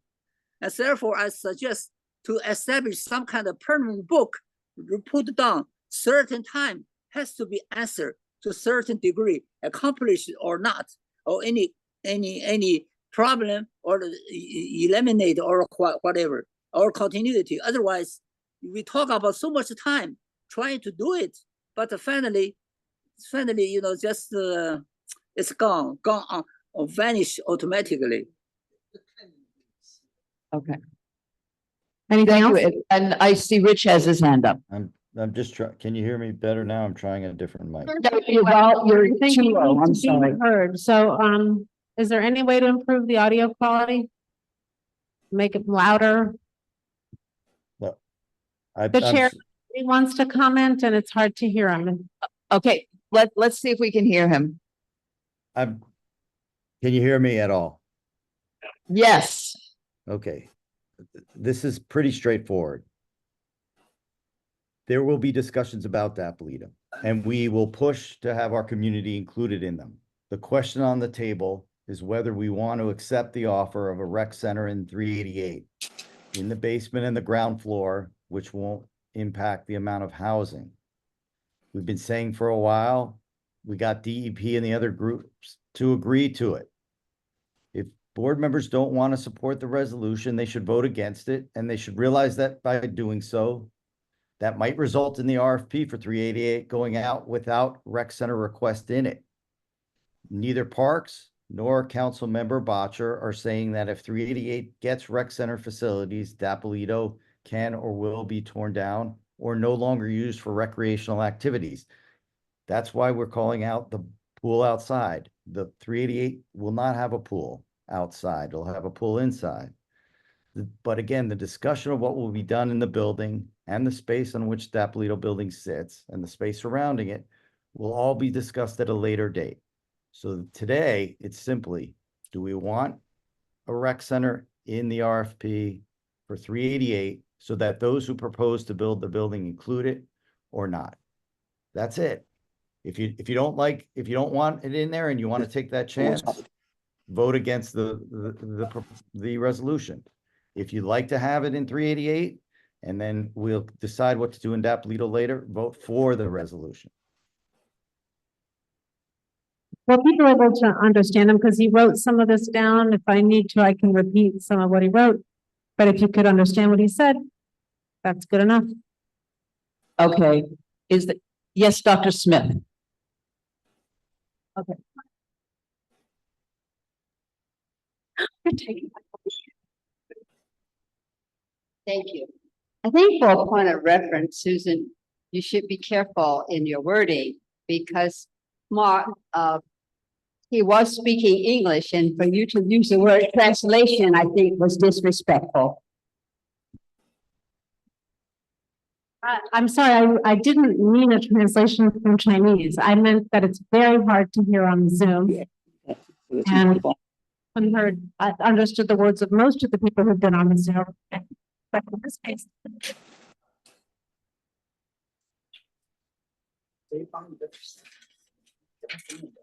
Okay, wait a minute. Who had, okay, Shirley has her hand up and then I will come to you, Brian. Shirley, the microphone, I'm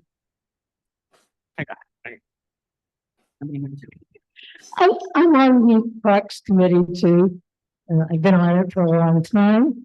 And I basically, nobody has spoken about why we want this happening at 388 Hudson and why the Parks Committee had a very strong resolution asking for this. And this was because for years now, the Parks Department has been coming to us and saying, we've done this and that repair at Dapolito Center, but we still can't open it because the roof is falling down, the walls are coming apart or whatever. And we got to a point where we realized if we're going to have a recreation facility for our community, that we better start looking at alternatives because there is no end in sight that for availability of a rec facility at Dapolito Center. So 388 Hudson was considered a good potential. And by the way, nothing has been mentioned that this will not in any way take away from the housing facilities at 388 Hudson.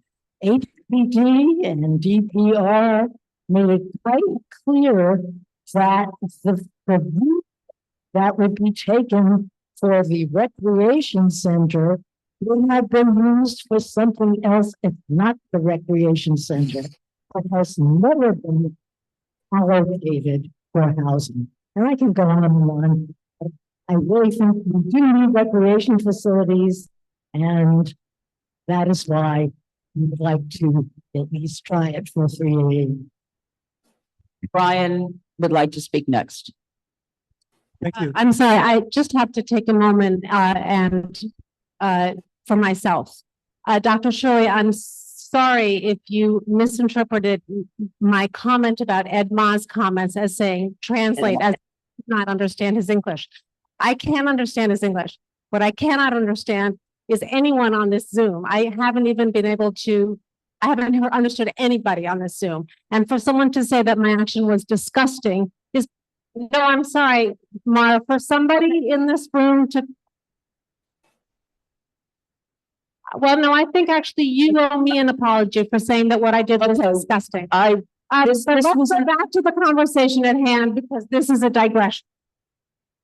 Okay, it is no digression, and I would like to let's focus. We've still got a lot to do. I'm sorry. I was offended. Okay, please. I was not part of the committee work, but I can't understand that. Yes.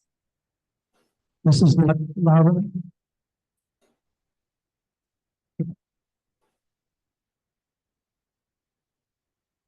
Okay, it's better. I was not part of the committee work, but I was studying the resolution and as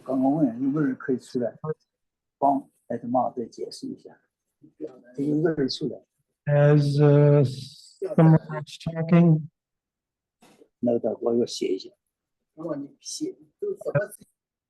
Ed, I'm sorry, Ed, would you mute yourself? Thank you. So I would just like to emphasize how long this is going to take for any kind of construction, the new construction, or a renovation of the existing recreation center. It is very important that we find and emphasize in the resolution a temporary place for a recreation center. The community has been without it for too long. And as an architect who says specialized in historic preservation, I have personally restored a building that's much worse shape than this one is.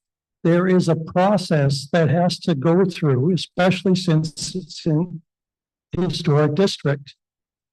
The city must provide a structural, mechanical, and architectural report that would verify all of the conditions of the building before it could ever consider tearing it down. And that is something that the community has to insist upon, although I believe it is required by law. So that would be the way that we can do everything we can to preserve that. And by the way, it's noted in the resolution that the Chelsea Recreation Center is almost twice as big as either the existing Dapolito or the new one. Building a new one does not mean that we can't have them both, because then we would have something equivalent to the Chelsea Recreation Center, and we should push for that. Thank you. Thank you, Brian. Yes, Ryder. Thanks. Yeah, I want to build off of that comment and also go back to something that others have said, that, thinking about reducing the content of this resolution or voting it down, what is the practical implication of that? It means that we're not affirming our desire for new rec facilities at 388, which is something the board has affirmed a desire for as we've been going through this process. And we can have nice, new, big rec facilities at 388 without a reduction in housing, which is the most important thing to me, but also without an implication for the future of Tony Depp. I also grew up in the neighborhood. I went to Tony Depp as a kid. And what was great about it was not necessarily was the fact that we were doing activities. And these are the activities that right now the community doesn't have access to. So let's make sure we have rec facilities in the community as soon as possible. And so that's why I think that we should support the resolution as is. Thank you. Valerie.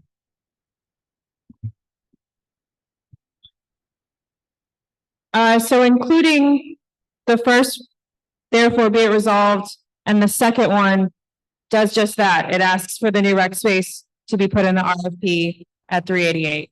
That's all. Thank you.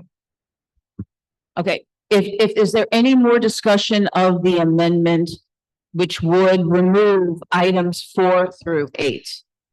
If there's none, is there any objection to voting? Yes, I'm sorry, Mar.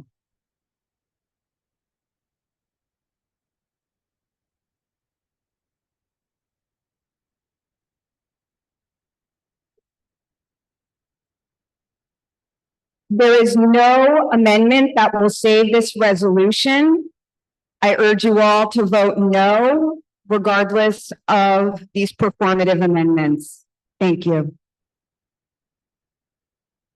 Okay, if there's nothing further, then we will vote on the amendment which proposes to remove items 4 through 8 from the be it resolved. All those in favor? Okay, and then on those opposed. Okay, so I need the hands of those who are in favor. They are the minority. And please keep your hands up until we get your name. So it's De La Rosa. I'm sorry, who else had their hand up to yes in favor of the amendment? Rocio Sands. 2, there were only 2 in favor of that. Okay, so the amendment fails. So now, is there anything else on the resolution as a whole? Yes, Carter.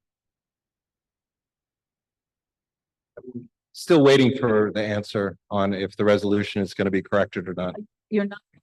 I said I'm still waiting on the answer if the resolution is going to be corrected or not.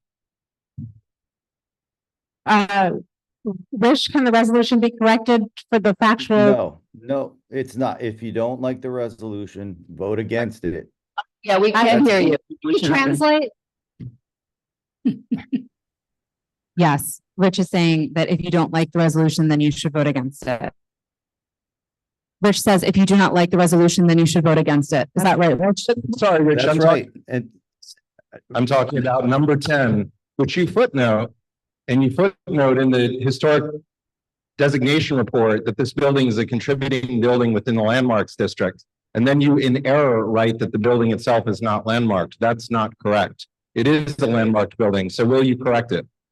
I will have to look at it. My understanding is the neighborhood is landmarked, the district, but not the building. I see. But Carter's point is that all buildings in the historic district are landmarked, not that this is an individual landmark, but that this is a building within a landmark district. Okay, we can, I mean, I don't see any problem in specifying that. We can specify that, yes. And then the second part was the correction that there's no mention of the demolition. It was mentioned 3 times during the presentation in the report. There's nowhere in the resolution that says that there's no mention of a demolition. Okay. Talking about the report that which accompanies the resolution. There's no mention that Department of Parks mentioned 3 times, at least, that they're planning on one of the actions is demolishing. And then also that you've not included in the board members present, all the members of the land use committee who were present at the joint meeting. I'm sorry. I think the idea behind that is that it was originally going to be a joint resolution, and then the land use committee didn't want to be part of the resolution. Is that right? Oh, that's not right. I'm sorry. I wasn't in part of that discussion. I'm speaking. I'm out of sorry, turn. is there an error? Is there an error in the attendance? Is that what you're saying? That's what Carter is saying. There's both. There's the summary of the minutes of the presentation that happened, which omits important elements of what was presented. And then number two, the attendance doesn't include any members of the landmarks committee. All the other board members present are noted, including yourself. But there was a whole contingent of the landmarks committee, or excuse me, land use committee members who were present. I think that's easy. It's an attendance question. I think that's easy to add.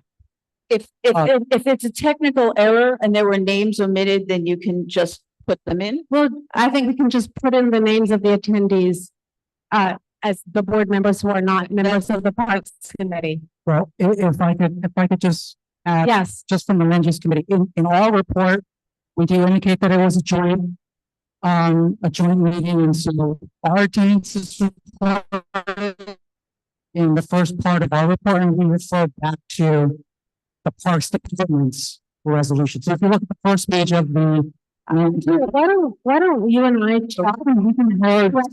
See, so that it's reflected in the technical correction. Yeah. It's a technical correction, and the accuracy of the landmarking of the building is also technical correction.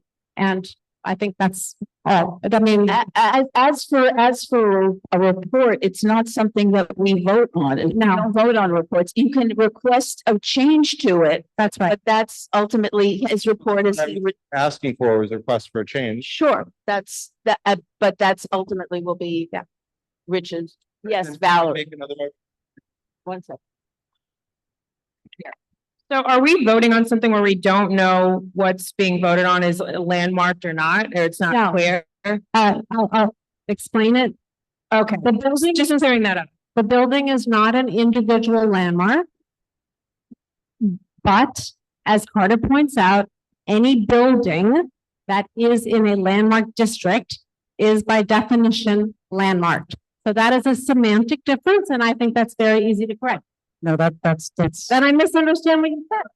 Well, why don't you tell me, Carter, why don't you eliminate me? Because it's a technical question. It's not an opinion. Okay. It's just a technical question. Can you it is an individual landmark. I just looked it up in the city's Zola. So if you look up the building in the city database, it is an individual landmark. It is or it's not. It is. Okay, fine. So number Make that change. factual The technical change, and we Okay, can it's a make that technical change. It is identified as a landmark in the city's website. Okay, So we can make as a Fine. technical change. Yes, that makes, we can Okay. make that change, yes. okay. Okay. And then Eugene and I should talk about how we're going to record the attendance of these two meetings. Okay. And can we call the question? You need a vote on that. Okay, Shirley, what is the question? What's the issue? That's what Carter said. Carter. I cannot. We cannot hear you. You have got to hold it. Please hold the microphones. Okay. Can you hear me now? Yes. Carter, why don't you suggest an amendment about that other? That's what I was trying to do. Oh, I'd like to make a motion to strike this report and have the recording of the meeting be the minutes of the meeting. A motion to strike the report. I'm sorry, I'm not familiar with that. A motion to send it, you're sending a report back. A report is an individual's presentation. It's not something that we ever vote on. Well, you can't. The recordings of the meetings do stand as minutes of the meetings if I'm not incorrect. And that's why we record all the meetings. And they stand as minutes of the meeting, and it's an accurate representation of what happened at the meeting. You have, I mean, we talk about history that we're trying to write for future generations, and whatever it may be, and yet we don't take the basic steps to do this. This is an important part. This presentation, everybody who came here presented tonight was here because of those three references, and it's not recorded anywhere in the report. Okay, I do have a second, but Actually, before we do that, no, did we complete the vote on the resolution? Did you get everything on that before I go back to that? That's just an order thing.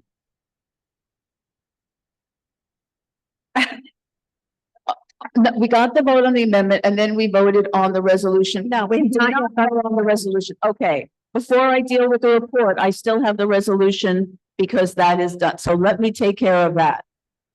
All those in favor of the resolution? Aye. Oh, sorry. All those opposed? Okay. Okay.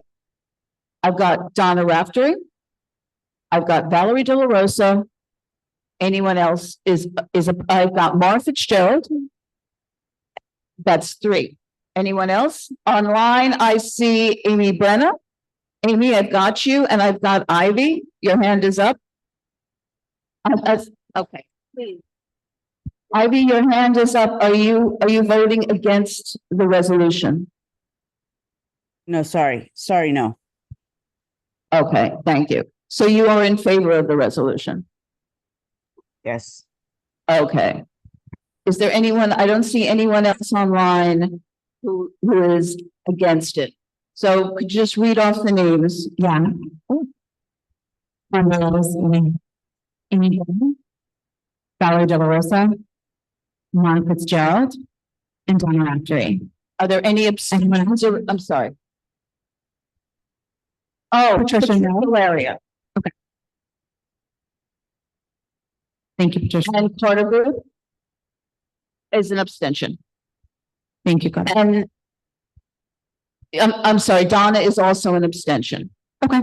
Any more abstentions? Any recusal, though? Okay, so the resolution passes. Now there is the question of the report. The report is, there was a motion to send the report back for revision. Is that correct? It's not my motion. I'm just repeating it so people realize. There was to substitute the transcription of the meeting as the report because it's complete Substitute and the accurate. transcription of the meeting as the report. And Mark seconded that. And the basis was there's nothing in there about why all the people came tonight and why we've received how many letters? Okay, do we have any questions about this? I just want to make one comment about that, which is that the transcripts tend to be very, very inaccurate, which was why we don't share them with the public. That's just. And you would vote against it. But yes. Yes, Valerie. So the majority of what's important about that transcript is that the people who were speaking from the city, from the Parks Department, were all online. So those will be denoted with their names and yeah, so that it will be actually a pretty accurate description of what the city from Parks and HPD said, because they were on there individually on Zoom. I also believe that we're required to provide a transcript when it's requested that's complete and accurate. Yeah. Is there any? So from this point forward, will our notes just, should we not write notes? I'm sorry. Yes, Rich.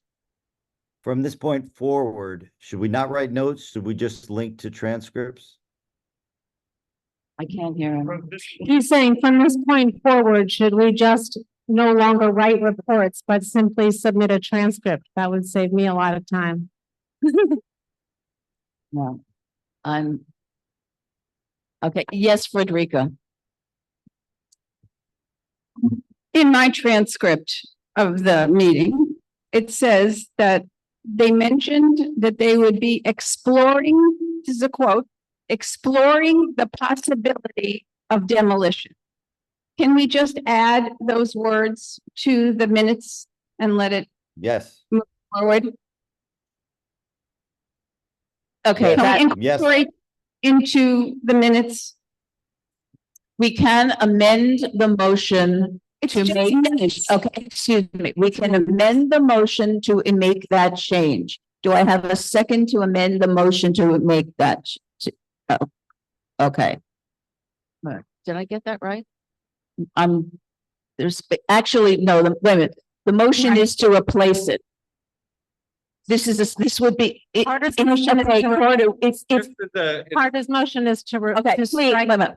Carter, As a point of reference, that was the original request. right. And if that is accepted, If you withdraw your motion, that was my point. And people chose to argue this and not have it. thank you, accurate and thank you. complete. So if that is in fact the case, and should the seconder also agree on withdrawing it, then Okay. I would withdraw it. If the motion is withdrawn, then there's a new motion to add the language that was quoted by Frederica, which is contemplate Exploring the the possibility of demolition. Do I have a second for that? All in favor? Any opposed? Okay, the report will now be revised to include that phrase. Okay. Very well. Is there anything else on parks? Otherwise, we can move to the next committee. We're gonna move to landmarks. Thank you.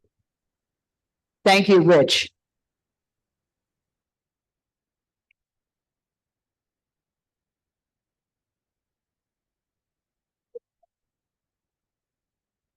I'm sorry, who is presenting landmarks tonight?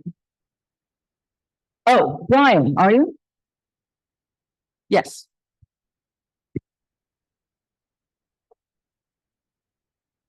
Let's see if this works.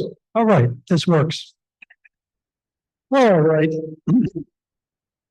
We had 5 applications. The first one was for 122 McDougal Street, but the applicant did not appear, and therefore the committee took no action, no recommendation on this application. The next one was 6583 West Houston Street to paint over graffiti on the building masonry facade. The LPC approved colors to match the existing polychrome CMU masonry facade. This is a relatively new building in the historic district of Soho.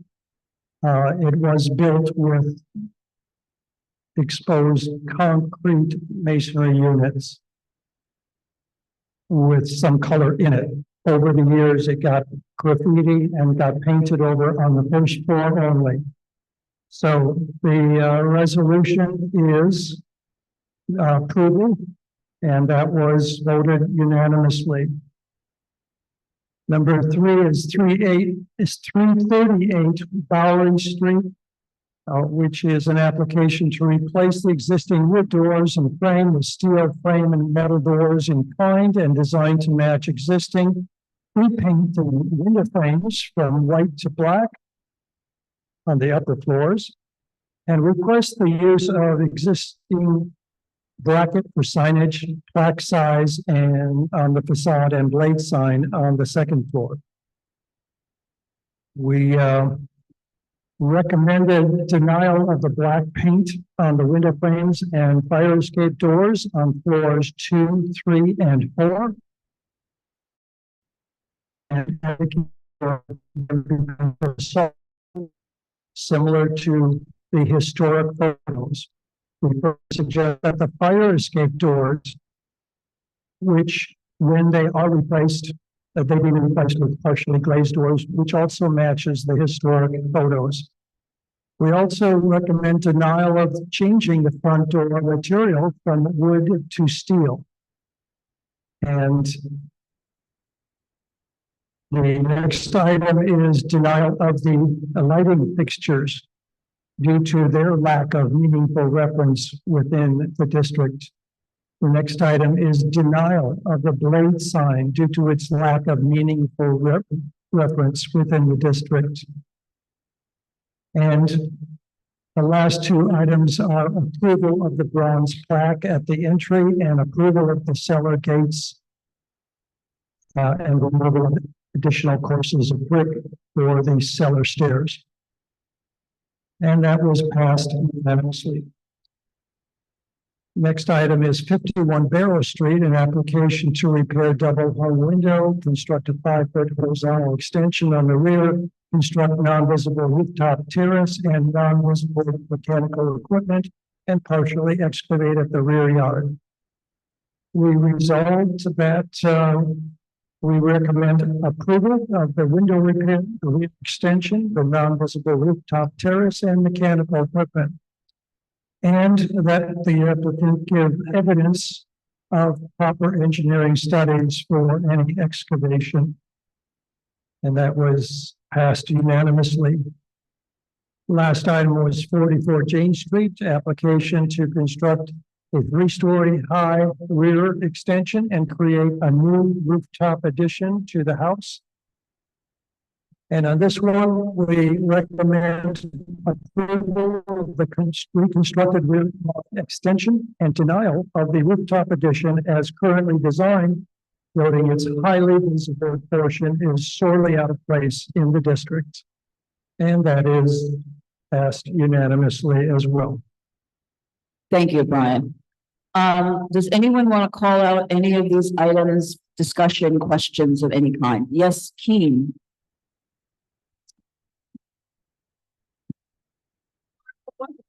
I have trouble hearing and understanding all this stuff, but it sounded to me. You're a little bit closer to the microphone. Okay, it sounded to me as if somebody on Zoom was saying something about item number 2. Yes, she agrees. Okay.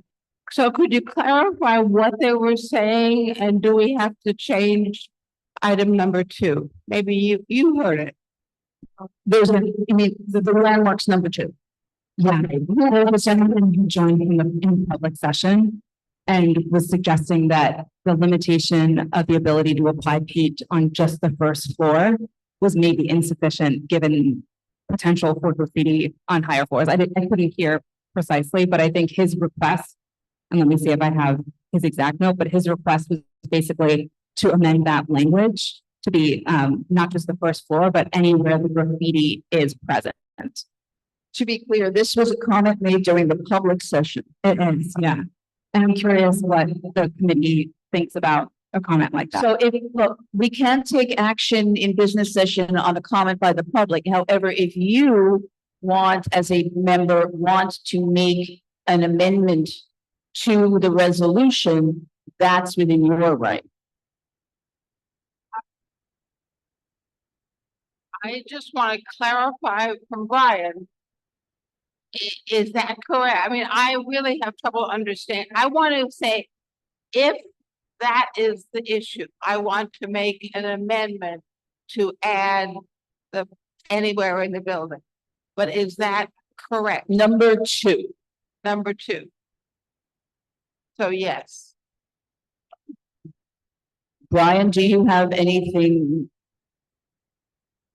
Apparently there was a member during public session, a member of the public made a comment about things being applied to the ground floor. That is correct, that not only were the comments made, but also I remember making that comment in the whereas is that this only applies to the first floor because that's the only place that graffiti is present and that has had graffiti on it.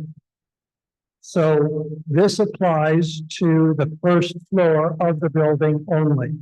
Right. And so if you're suggesting that we add that language into this resolution, yes, then that accept that as friendly, and you must make a motion to amend and add the language. Okay.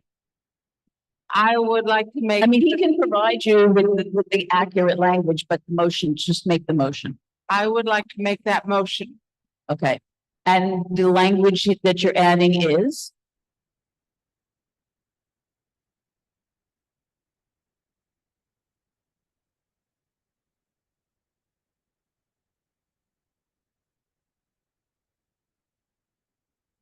I'm sorry. It would seem that by adding some wording to item B, that the consultant presented a plan to strip the first floor facade only would clarify that's the only part Okay. that I is, wanted to amend it to use this special page to get rid of the graffiti where it exists. Okay. Do I have a second? So I don't want to just say the first floor Thank only. Okay. Okay, we have a second. Is there any discussion of that? All in favor then? Okay, any opposed? Any abstentions or recusals? Okay, the resolution is now modified. I'm sorry. Was there, yes. Oh, okay. I'm still abstaining. I'm sorry. Okay, now as amended, does anyone have any of the other 2 through 5? If not, we will take them as a group. All in favor? Opposed? Abstentions? Are you abstaining on number 2 also? No. Okay. Any recusals? Okay, they all pass then. And next is street activities.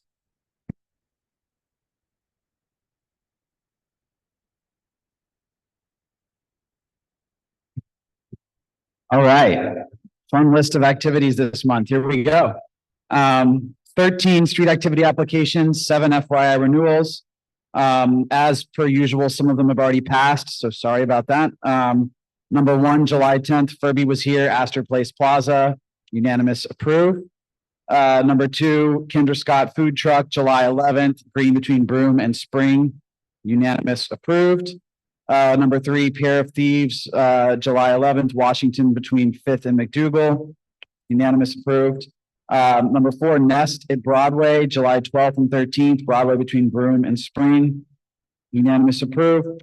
Number 5, Living Proof Broadway, July 27th to 28th, Broadway between Broome and Spring, unanimous approved.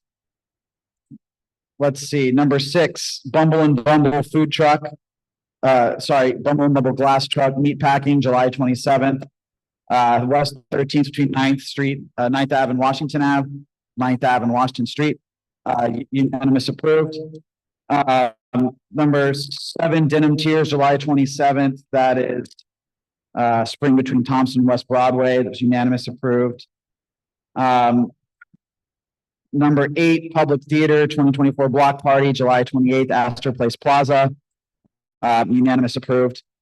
Number 9, August 5th, Soho Bible Study Block Party, green between Bloom and Spring. That was a no-show, unanimous deny. I should mention there's a couple coming up where we've taken a little bit more forceful stances in addition to just denials. These are for sponsors who repeatedly have never come to our committees or shown up.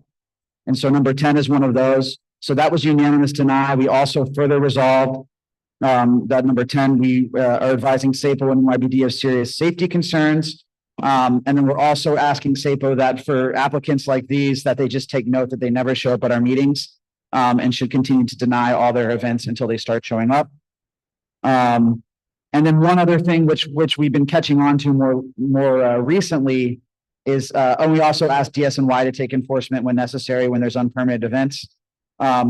There's sorry if this bores you, but within the SAPO system, there's something called a production event, which is just meant to be parking essentially in a curb lane to load things in and out of a building.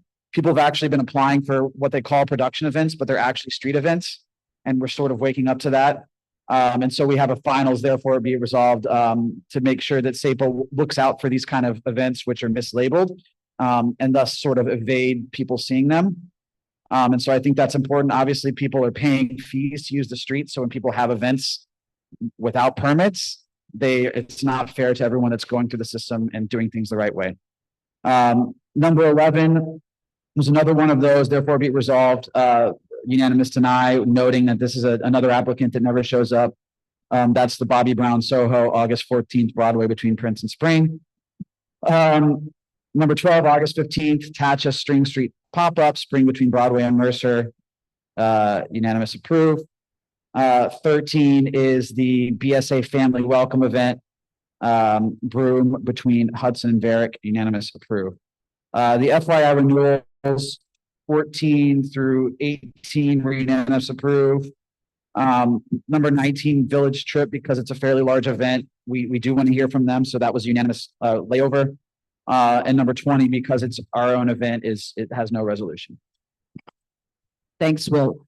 Does anyone want to discuss? Yes.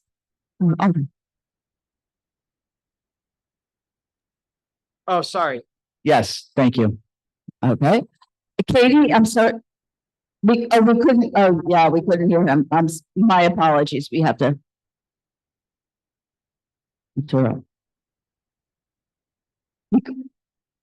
He, just so that we can hear for the record. Yeah. I just wanted to ask if I could be added as a board member who was present. Yes, sorry about that. No worries. We'll put you on. He had to, it was just an attendance mistake that I will correct. Thank you. Thank you. Anyone want to call out any of these items? Any discussions, any questions? I have a question, please. I'm sorry. Yes, Marcia, please. Hi, Will. I was just wondering, from 1 to 4, the resos that are already passed, do we know, or do we have any feedback from the public of any of those that already passed street activities? We have not heard any feedback on any of the ones that have already happened. Great, thank you. Thank you. I see nobody else online. Any other?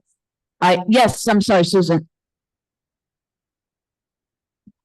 Hi, I just wanted to ask you a general question, which we communicated about. On Green Street about 2 weeks ago, there was an event, 10 days, something like that, where outside of a store, there was a pop-up. It was organized, it wasn't chaos. People were in the street for blocks and blocks and blocks for at least 8 hours a day. And I asked Will, the permits are cheap, you know. I thought maybe it was hard to get a permit like that. So I just wondered whether you anticipate seeing things like this coming up again, because it was such a big deal in this area and they give back nothing. You know, if they want to come for 10 days like that, you know, do something for the community or the block that shows an awareness of the impact they're having. About what? Yes, thank you. Yeah, I think this is one of the types of events that I mentioned that previously we hadn't really seen as much in our committee because they'd labeled them as production events. And so events like that, at the very least, we should have more of a chance to see them going forward before they happen and comment on them. As far as your point about fees, I think it's a good point. The fees are what they are in the rules of the city. And so we've asked SAPO many times because we used to often come out against, you know, commercialized events. And SAPO's basically said, unless there's a rules change, they have no power to deny those events as long as they're done well and they're orderly and whatever. So that's kind of where we are. I think it's a valid point. We would need at some point the rules of SAPO to change for that to happen. But I think in terms of hearing them before they happen and giving comment and maybe suggesting ways that they can be whatever we want to suggest, use a local vendor that has a storefront in the community, do something like that. That's definitely something where we can have an input. Yep. Okay.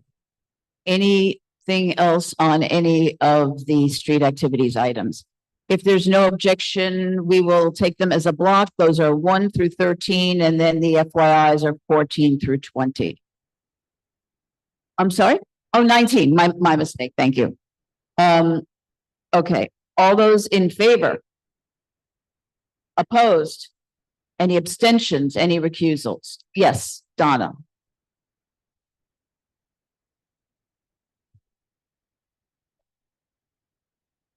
Okay, got it. Okay, so just that. Oh, I'm sorry, Katie. Donna recused herself on item number 6. Okay, so we're done with that. Traffic is next.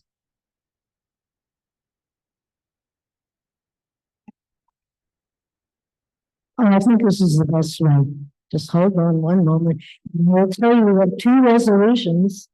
And it's kind of a happy report because both resolutions at this point, the first have to do with issues and requests that we've made in the past.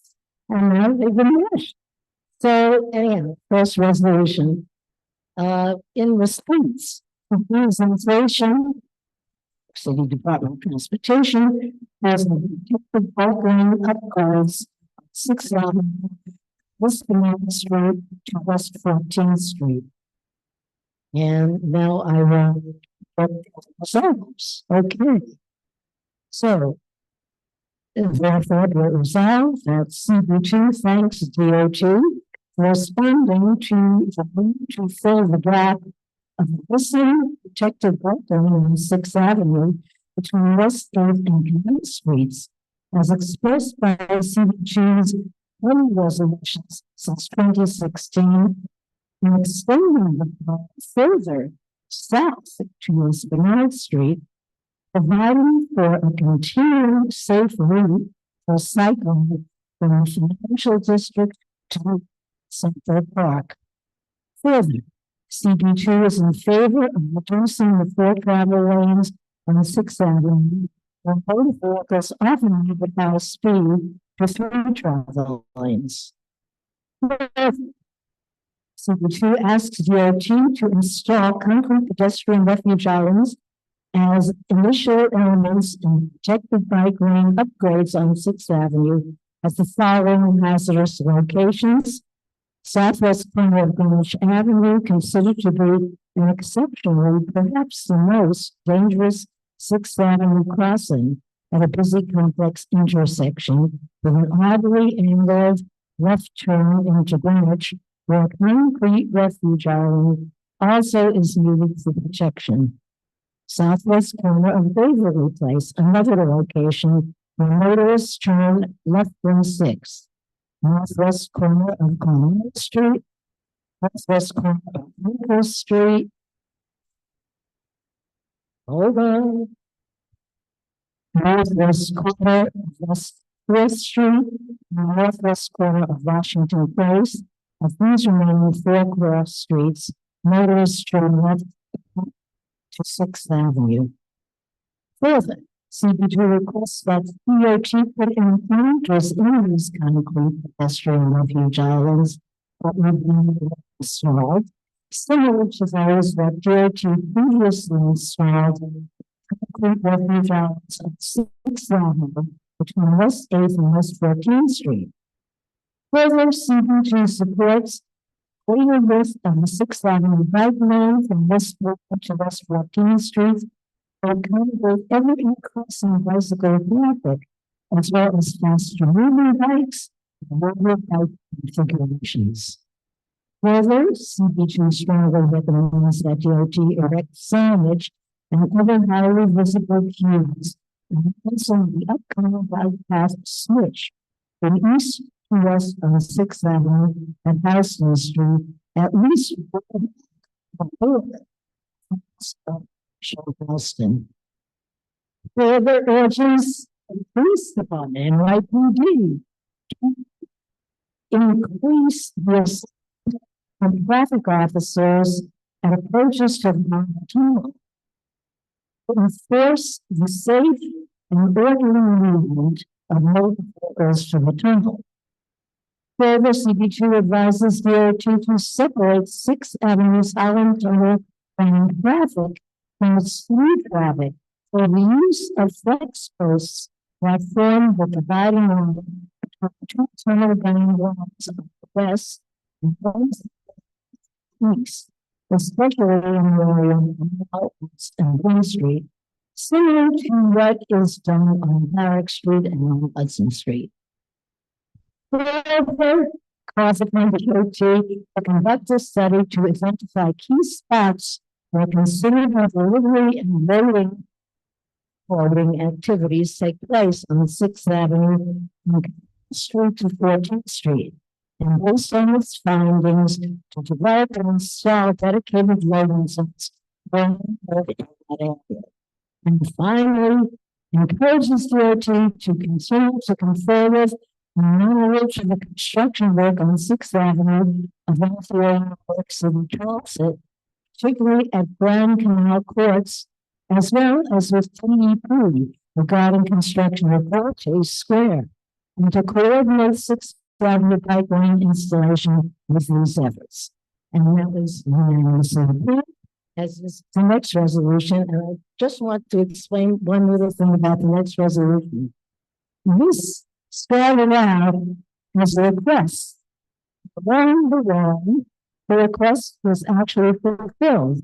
So it has become a welcoming of actually response to our requests.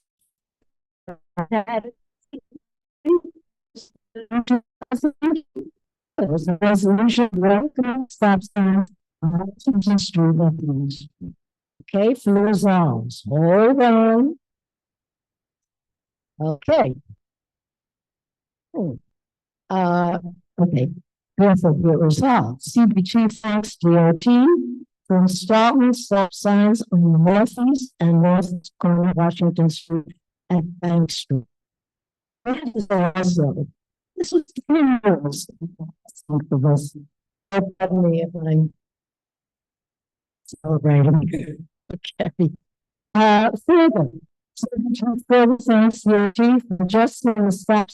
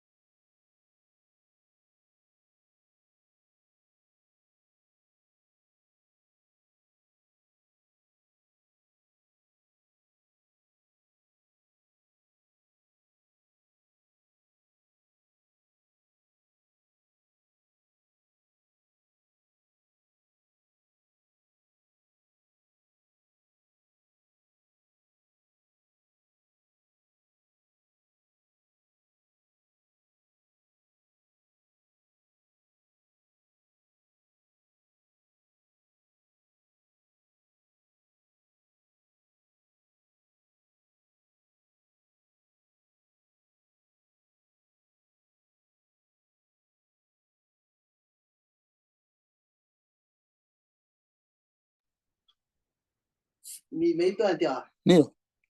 那你等等看，刚刚上面有一排字你没看。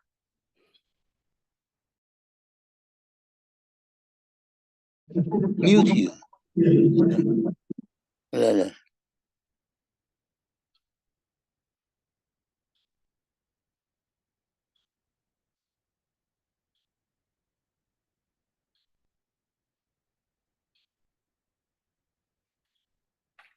才去点断掉，你千万不能断掉。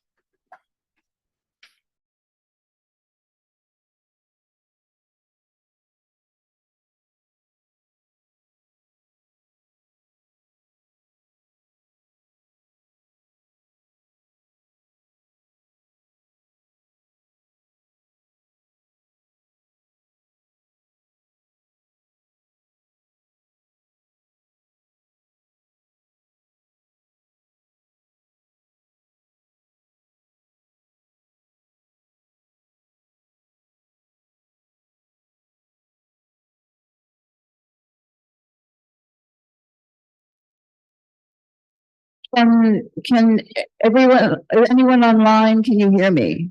Amy, Rocio, can you hear me? Yes, I can hear you. Yes, I can hear you. Now I hear you. Thank you. We're now voting on traffic's, resos number 1 and 2. Do you have anything on those? Otherwise, we're ready to vote on those. Are you in, okay, are in favor?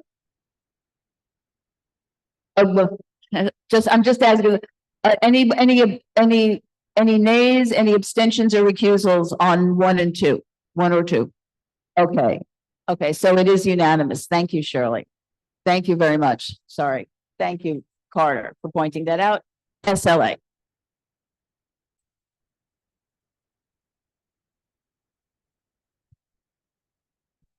Oh, just do that, okay. Can you hear me? I think, maybe. Okay. So, SLA 1 and 2 held a joint meeting on June 9th. We had quorum for both committees. Spunto Inc., 65 Carmine Street.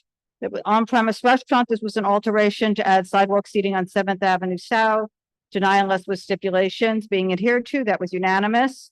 Ruby's West Village LLC doing business as Little Ruby's Cafe at 225 West 4th Street. On-premise for a restaurant and alteration to add unenclosed sidewalk seating. This was deny unless with stipulations being adhered to, unanimous. I just want to say for those that know that location, it's the old Riviera. There are a lot of issues about the fence that was there. The fence is now gone. Lume West Village LLC doing business as Lume West Village, 259 West 4th Street, on premise for a restaurant. Deny unless with stipulations being adhered to, unanimous. United States of Aritzia Inc., 560 Broadway. This was an on-premise for a restaurant in a clothing store.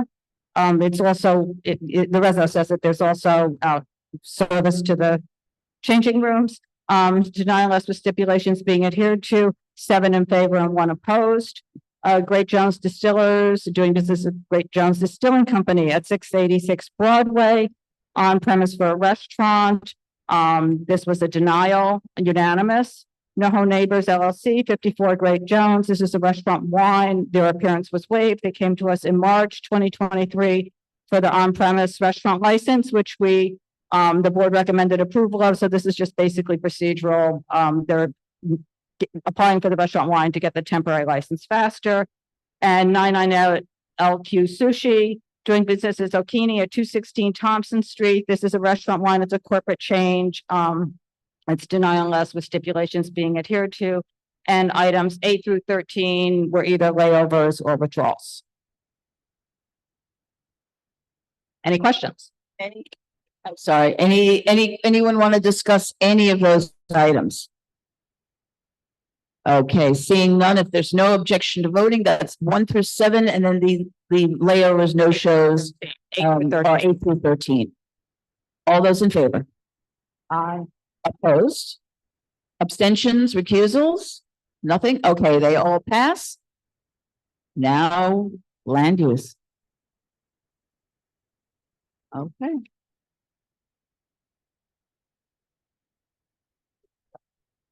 Okay. Okay.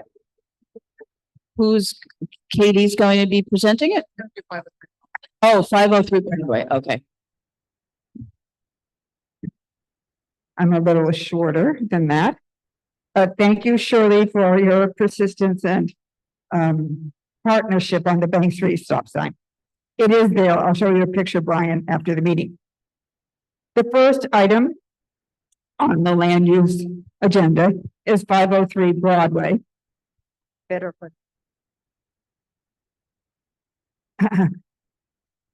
It is an application to renew a previously granted special permit to legalize a 42,000 square foot retail establishment on the cellar, first and second floors of a condominium in the Soho Cast Iron Historic District. Therefore, be it resolved that CB2's position of 2019 on the illegality of the floor area of this oversized retail establishment has not changed.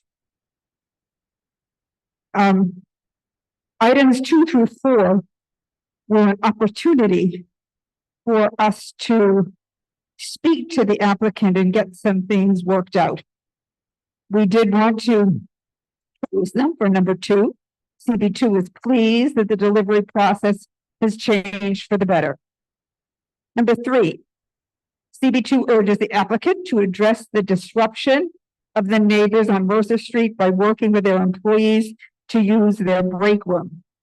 And we heard from a representative of Zara today that they were working with their employees to change their behavior. Number 4, CB2 requests that Zara or their attorneys provide all the relevant paperwork to the board office. And while we were in this meeting, Eugene and I received an email with all of the documents attached, supposedly. I haven't had a chance to examine it. So It was passed unanimously, 10 in favor and 0 against abstaining or recusing. So that's the first of our resolutions, and Eugene will present the second. We will take these separately. Thank you. Okay. Yes, Anita. Okay, no, a microphone. Because the people online have to hear you. I apologize. I attended the meeting. Not, It's just an attendance correction. Yes, so we'll fix that. Thank you. Okay. Any other discussions or questions or on the first resolution? Seeing none, all those in favor? Opposed, abstentions or recusals? Okay, number 1 passes and item 2.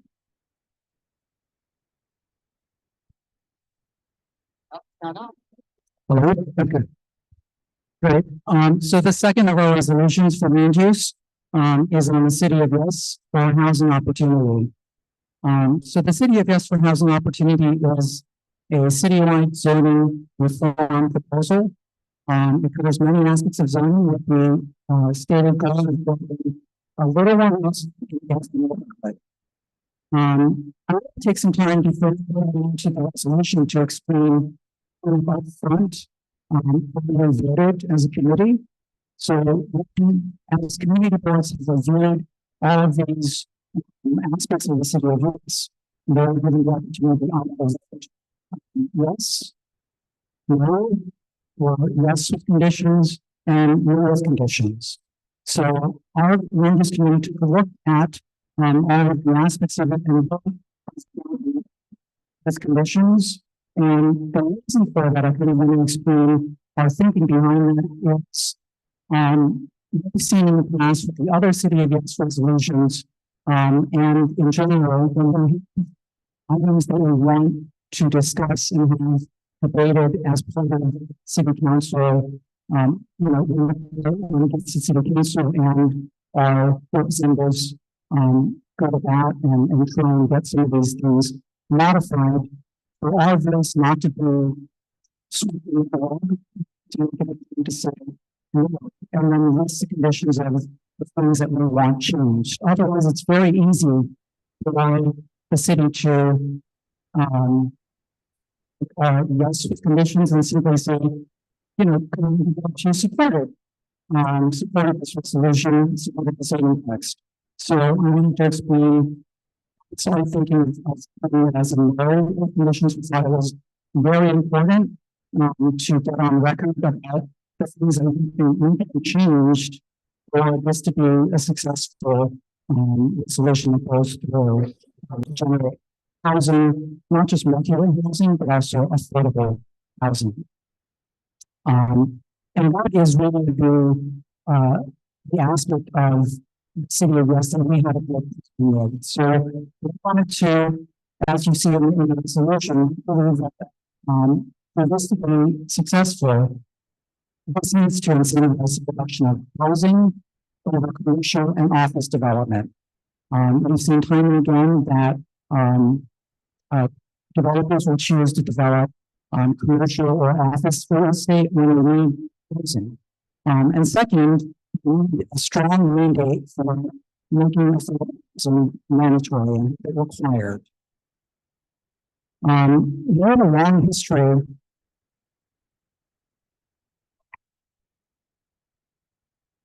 Okay, hold on. Can we turn off the AC? Okay. Yep, get it, totally. We're gonna. Is that a better mic? Is that a better? You want to try this one? Is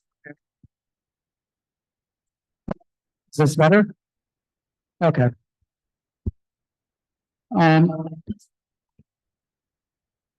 We're also turning off the fans. Oh, great.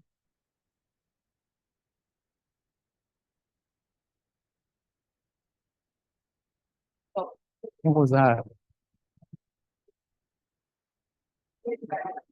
Okay. All right, you can understand me, hear me? Great. So CB2 has a history of advocating for affordable housing, in our district. But in the past, we have lost private developers, where they have chosen not to include voluntary affordable housing. One of the, developments we've seen in the recent past is in 2013, the Hudson Square area was developed, and saw that, a large number of the promised, affordable housing and market simply didn't appear. We've also seen in our district that we've lost a large number of regulated units, prior to the passage of the Housing Stability and Tenant Protection Act of 2019. So there's been various loopholes, of decontrol, and we've lost a sizable number of our stabilized stock. We've also seen more recently that we've lost housing units as people have started converting what were previously multifamily units back to single-family dwellings, primarily in the village, where they converted back into a single-family unit. While we understand there's a need for more housing, we urge the proposal to be much broader to incentivize mandatory affordable housing. We need to mandate this, otherwise we've seen that developers will simply not develop affordable housing when it's a voluntary aspect. And key to our thinking has been, again, the 2013 Hudson Square rezoning.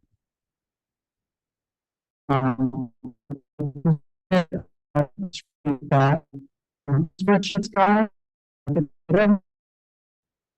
we here to kind of quickly look this over. This is what the city presented to us in 2013 when we redeveloped Hudson Square, and they promised, it's called the reasonable worst case development scenario, but they identified plots that need to be developed or expanded, and they promised us that we would have over 3,300 units of housing. And actually, in the spreadsheet, I apologize, I accidentally deleted the last row, the total row. So you have to do some math on the number of total dwelling units, which is the third and fourth column, total dwelling units and affordable dwelling units. But trust me, the numbers add up to over 3,300, and we're also promised 679 units of affordable housing. What we have seen is, the last 5 columns is where I did some research and looked at what the city actually developed. What did developers come and do? And we saw that a lot of these promised projected development sites have either been developed as offices. So, for example, projected site number 3, that was promised to be 598 units of housing, and 130 were supposed to be affordable. That's the site of the new Disney headquarters. And so right away, we've lost 598 units of housing. And that's the last 2 columns in the spreadsheet. So you see that the reality is we're promised 598, but we got 0. And so the difference is the last 598. And you can kind of go down, in each of these individual sites. And it's not a complete accounting because obviously the area is still being developed. But of the ones that I could find that were already promised, we've lost 1,411 units of housing already from what was promised. So the point of this is the city has always promised us pretty rosy expectations of how much housing we will get in redevelopment or rezoning, and they've always under-delivered. We see that right in our backyard, and this is something that we have first-hand experience in. I was not on CB2 when Hudson Square zoning went through, So for me, this was a useful exercise to do. But I wanted to bring this in and show that when the city does these, there is little control that they put in with the rules to incentivize developers putting in housing. And we've seen time and again, they put in headquarters. Some of these other buildings have turned into strict offices. And some of the other units of housing that were promised to be rentals have turned into condos. And, you know, happy to talk through any of these. There's footnotes. It's kind of hard to read, but it should be, you know, we can distribute this and you can take a look at it. But there are hyperlinks there to show what the current development sites are. I thought that was a useful exercise, again, because what the city's presenting with the City of Yes housing opportunity is not much different than what we got in the rezoning. They have made very slight modifications to the voluntary inclusionary housing program. We labeled it, it's now called the Universal Affordability Preference, or UAP. And on the mandatory inclusionary housing front, they actually haven't made any changes aside from making the deep affordability option available to developers in Manhattan. Again, they're not mandating it. Developers are free not to do the deep affordability option.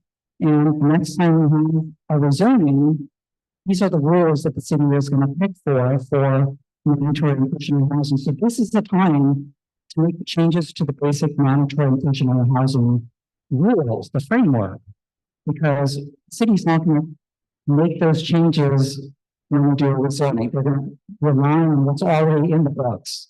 And so it's very telling that in this very lengthy set of text amendments that the city's made zero effort on the mandatory inclusionary housing front. And on the voluntary program, which we have seen in the Hudson Square rezoning, it does not work. Developers say it is not, it's not profitable. They can't make any money, and they choose time and again to develop offices, which are more profitable as a developer, instead of building homes in a neighborhood. A developer is out to make a profit. They're not here to welcome families in or make sure that, you know, people have rentals that they can come into and live in the city. My first rental in the city was actually on this block, a rent stabilized unit on Sullivan Street. And if it wasn't for rent stabilization, I wouldn't have been able to afford living in the city. But that's how I got my first apartment in the city, and I was very grateful for it. That housing stock is disappearing. And we really need to ask the city, what are you doing to give us affordable housing? Because in CB2, we do not have available sites to develop. Hudson Square is one of the last places where big towers can go up. And the rules that are in place now are not producing housing. It's been a failure.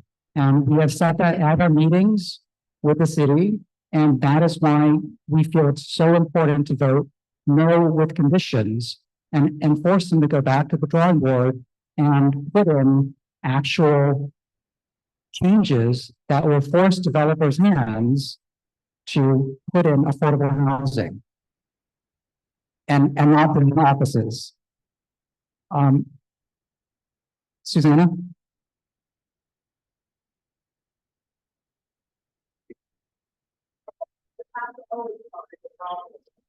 I beg your pardon. I had a question just about Hudson Square, just because this is the example that you cite as the precursor to this. My understanding was that the problem with Hudson Square is that they just never built housing, not that they didn't build affordable housing. I'm looking at this document that Janine shared with us, and the projected, obviously the units projected were much larger than the units that were built, which is they chose to build commercial rather than residential, but the percentage of affordability was comparable. I mean, the percentage of affordability was comparable. They were projecting 20% affordability and we got 24% availability. So I suppose it's not clear to me how, how can you force a developer's hand to build residential instead of commercial? Because that was the problem at Hudson Square. It's not that they didn't build affordable housing, it's that they didn't build housing. Well, they failed in two fronts, right? They didn't build housing, including market rate housing, right? They just completely ignored it and built offices. Yes, the market changed and so they changed as well, but I'm not sure how that gets addressed in City of Yes. Or in the resolution, but that, I know we're about to discuss the resolution, so I don't want to jump ahead. Okay, and so that's a good point, and that is what we're saying is that there aren't provisions in the City of Yes to incentivize building housing. That basically the city, I mean, the definition of insanity is doing the same thing again and again and expecting a different result. I guess my concern is that if the problem is incentivizing the building of housing, putting more constraints on the profitability of that might more disincentivize building housing. I don't know. I'm neither a developer, but that's the point I'm raising. Okay, thanks. Let me just go through and get through the resolution and then we can go back to that. There are 7 aspects of the City of Yes that were relevant for CB2. UAP is the first one of them. And our problem with that, our issue with that is, it does not, it doesn't incentivize, residential, and on the mandatory inclusionary housing, we would have liked to see, deeper AMIs, and deep affordability in terms of, the levels of support that we'll be giving. The second that's relevant to us is conversion of non-residential buildings to housing. This is converting offices to housing. That's relevant for us. We have a lot of offices that could be converted. Our issue with that again is in terms of when you have an office space, typically offices are allowed to build to a higher FAR than a residential building. So if you are converting an office to a residential, we would say, look at that additional difference as a bonus and force the developer to have all the bonuses that they were given by building office space, and have that be affordable housing. So that's the delta between the maximum housing you could build if it were originally a residential space. The third is accessory dwelling units in R1 through R5 districts. I think this primarily is designed for in lower density districts. Our ask would be that there's a loophole where maybe some townhouses could be eligible to build an ADU where that's really not the intent from the city. The city is doing this to extend people that are more in low density single family homes. So we did identify kind of a loophole where some lots in the village could be eligible to build an ADU, and we're asking to close that loophole. Campus infill. So campuses are defined as it could be like a Michelana or no-chip projects. We don't have those in CB2, but what we do have, we have campuses like Washington Square Village. So in the past, the open space in campuses is preserved. The City of Yes is doing away with that. We would ask that if infill is being built on campuses, that it be 100% affordable, and that we protect existing affordable housing residents and allow for public review instead of having this done as an authorization. The fifth is eliminating dwelling unit factors. So a dwelling unit factor is what the city zoning text uses to make sure that buildings, that developers do not just build developments of just studios, So we would ask that, instead of eliminating the dwelling unit factor, which is what the city has done, that we reduce it. The dwelling unit factor is currently set at 680 square feet in Manhattan. The city proposes that at 0. We would ask it to be less, somewhere between 0 and 680. The sixth is transferable development rights. So these are what's commonly referred to as air rights. And for individual landmarks, the city is now going to loosen the way that landmarks can sell their air rights. So they're going to allow individual landmarks to sell their air rights across a larger geographic area. So the transfer rate is much larger. It's going to simplify the procedure.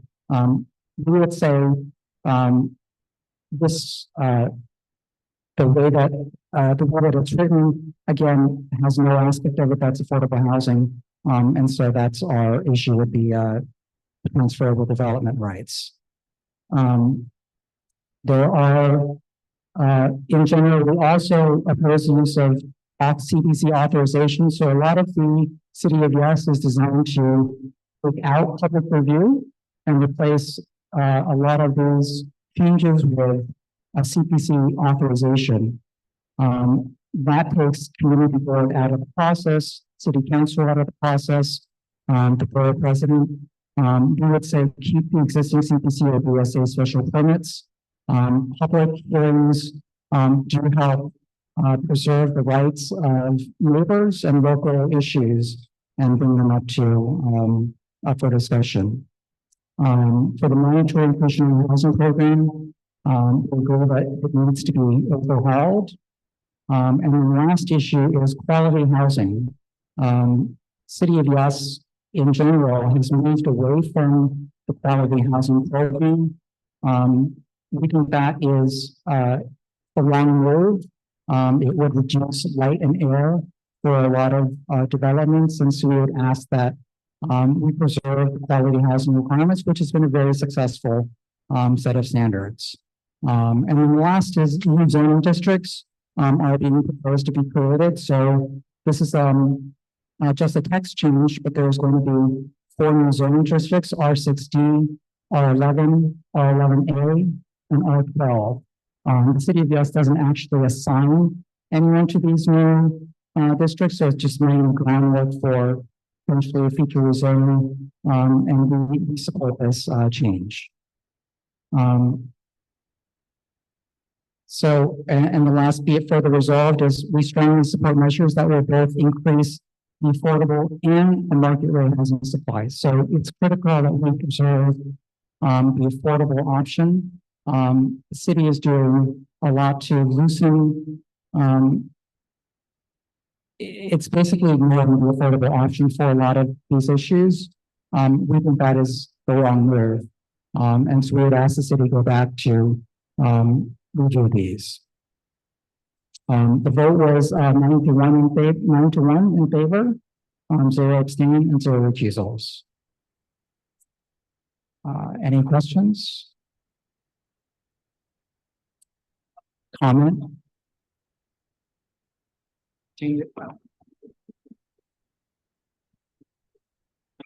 Okay, but everyone, please, the microphones. I support voting yes on the Land Use Committee's resolution, which is a no with conditions. And the question, why? Most importantly, it will give our city council members more leverage to negotiate a better deal for the city. It's politics. 2 key changes I want to highlight. This is a massive 1,000 plus page text amendment, and it's an opportunity to strengthen mandatory inclusionary housing. The details of that are in the resolution, and require city council approval for infill on Mitchell, Lama, and NYCHA and other campuses, which will protect existing residents and affordable housing on these campuses. Without this change, there will be less, the current residents can be contacted, but there will be no formal role in the process. And I'm not going to spend a lot of time on the real life case study, but the main component of City of Yes housing opportunity is UAP, Universal Affordability Preference, which is a slightly updated version of voluntary inclusionary housing.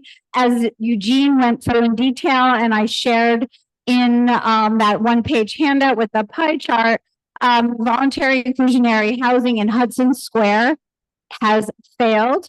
Over 10 years, they've only produced 17% of the projected affordable housing because of office space is the primarily the reason.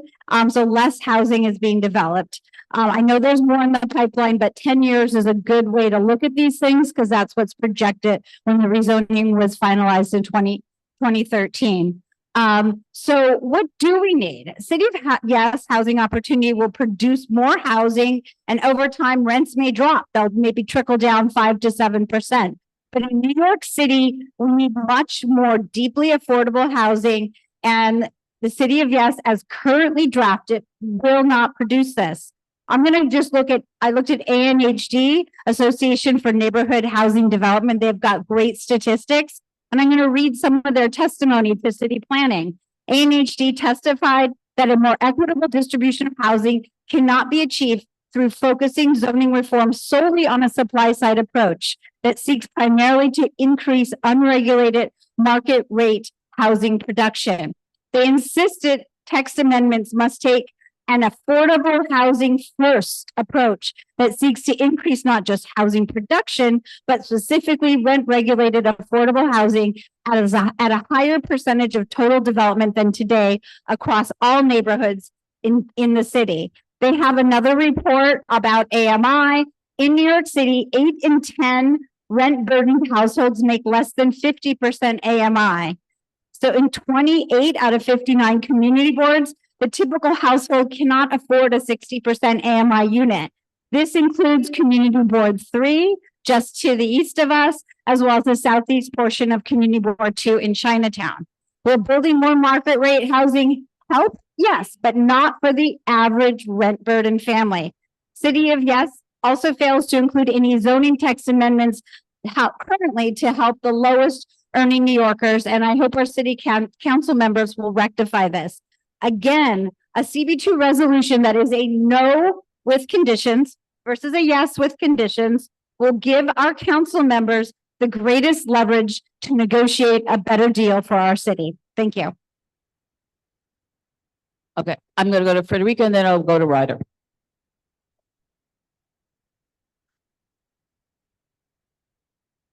I voted no.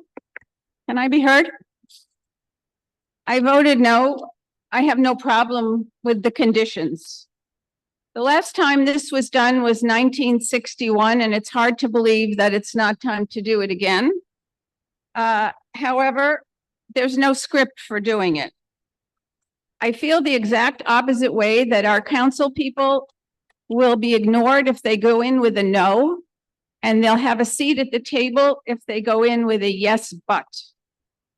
I think that deny unless works well for SLA, but in this case, in the City of Yes, I think we have to take a different approach. I don't want to vote this down because it's not what I wish it were, which was more about affordable housing. I want to pass this and move on to address affordable housing. Thanks. Thank you. Ryder?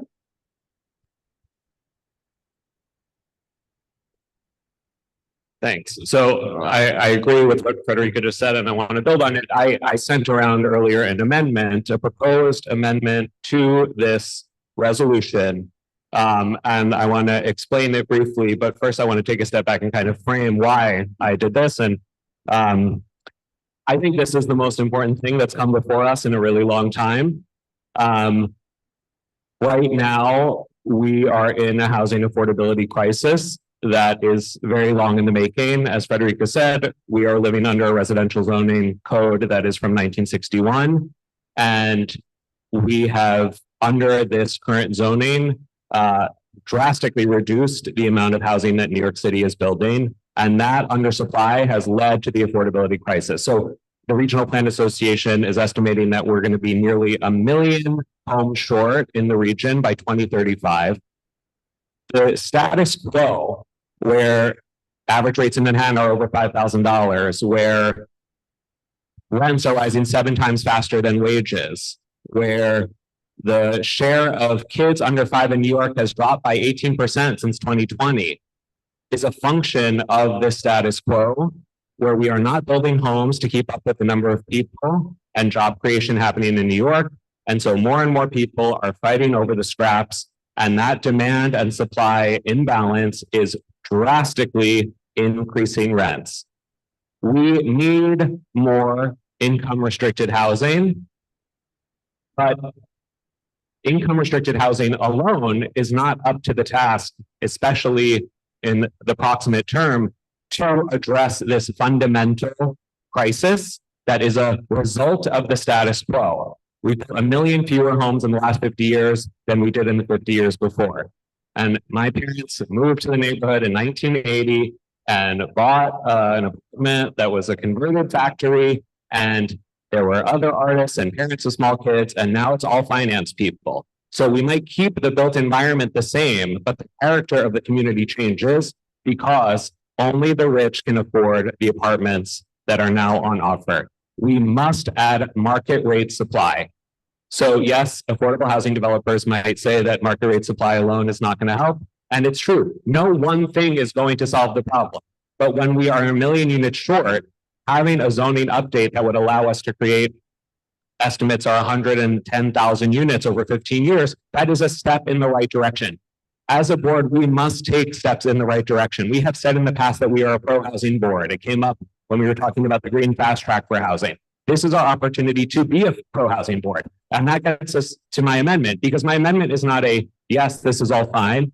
I attended 4 or 5 of the committee's meetings on this, and I know how much really thoughtful, hard work went into crafting the specific stipulations to address our concerns about how to strengthen affordable housing development and increase incentives for residential over commercial. So my proposed amendment is essentially to keep the resolution as is in its content, to shift the framing to say that we do support this. We support this modest increase to a 60-plus-year-old zoning framework. And we have many stipulations that we request in order to meet all of the needs and address all of the concerns that the committee and previous speakers have brought up. So I will not, unless invited to or requested, I won't go through all the red lines. The redlined version, you can see, I think, the limited spots where I propose tweaks to bring this resolution in concordance with our stated values of being a pro-housing board, and the final resolve where we say we support the creation of affordable and market rate housing. If that's true, we should be saying yes with conditions to this proposal. Thank you.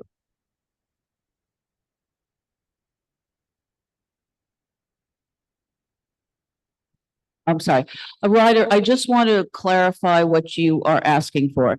You are claiming that you want an amendment to change the no to a yes, but leave all the other elements the same? Or there are other changes? There are changes throughout. You can see there. I sent to the. Yeah. I'm sorry, I was only able to send it about 3 hours before the meeting started. I'm happy to go through and point to what the other changes are, but I think 90% of the stipulations that were requested are untouched, and a few other tweaks are made to bring it in concordance with the idea of a yes with conditions. Okay. How much of a difference is there? See, because if you have an amendment that is basically just flipping it, what you have to do is vote down the first one and then propose the second one. If it is significantly different and its own, then it can stand as a separate resolution that we would consider at both of them. I would defer to parliamentary experts on whether this can be considered as an amendment or whether the process would have to be voting no on the existing resolution and then passing the replacement. But I think more usefully maybe to start would be a kind of substantive discussion. That's fine. Yeah. I mean, let's have a discussion then. I mean, that's what we're really here to do. Katie.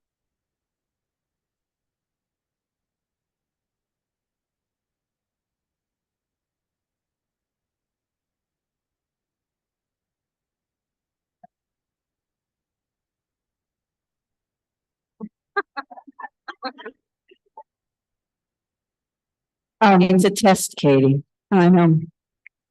In light of the fact that, I'm sorry Adam isn't here. In light of the fact that everyone is talking about their housing experience, I'll start with mine. More years ago than I will reveal, I was engaged to a man with a 250 square foot studio apartment in Greenwich Village on Bedford Street. I married him and we moved into that apartment and we brought an infant son into that studio apartment and we were very happy there for 4 years. So that's my housing story. As Ryder mentioned, he came to many meetings. He saw that the committee conferred with itself, listened to the many presentations from city planning. We worked with Councilmember Chris Martez, land use staff member. We hired George James, a professional planner, to help us with the analysis. Everything we were doing was from the point of view of how this proposal would affect Community Board 2, because that's what we know about. We all care about our city, and we live in a very big city, but we know about our neighborhood. And Susanna herself said the City of Yes Housing Opportunity does not address our issues. I think it's an example of how the principle, one size does not always fit all. And then Ryder goes on to say, no one remedy will solve our housing problem. And I totally agree with him. But I don't think saying yes is the way to get people to stop and think about what we see as our needs or other neighborhoods see as their needs. And I think by supporting our resolution, and as Janine says, giving our elected officials the leverage they need to get better outcomes, which is what they said, that our opposition, not just ours, but other community boards' oppositions to different pieces of the City of Yes economic opportunity, helped them get a better outcome on that. And I think that's the lesson to learn. We say, no, this is what we want. And then experience shows that we will get better results and the results we want. So I may speak later if I get a chance, but I just wanted to start off those remarks. Thank you. Amy, I saw your hand up. I want to call on you. Thank you. And I apologize that my camera's off now. I was having, can you hear me? Yes, we can. Okay. I want to apologize that my camera's off. You wouldn't be able to hear me if I had it on. So I apologize that it's off. It's been on for most. I just want to build on what everyone said. I think, everybody's speaking in good faith. We all are eager to see a change in our zoning because we know we have housing issues, serious housing issues. I would just like to say that, as a lot of people may know, I've been trying to learn more about this topic, and I've been, calling around and talking to people, and I appreciate everybody's time. Prior to this meeting, I did talk to quite a few people about what the difference was between saying no or yes on this particular resolution for this particular City of Yes rezoning. And what I did hear, and again, it's just talking to different people I know in government, that in this particular case, voting no does not mean that any of us want City of Yes to go away. We are eager for City of Yes to be designed and modified to achieve the goals that we want. All the things that Ryder talked about, Janine talked about, Eugene talked about, everybody's talked about. But what I'm hearing is that from a political, tactical perspective, voting no and providing the options is the best way, is the best ammunition to give our city council members the ability to go in and negotiate for what we all agree, including Carter. He has some minor changes, but not Carter, I'm sorry, Ryder. He has some minor changes. So I hope that we will vote yes to this because based on my research, and I'm no expert, voting no will help. Help the people who are going to be doing the actual negotiating achieve the goals that we want to achieve. Thank you for listening to me. Thank you, Amy. Who is next? Oh, David?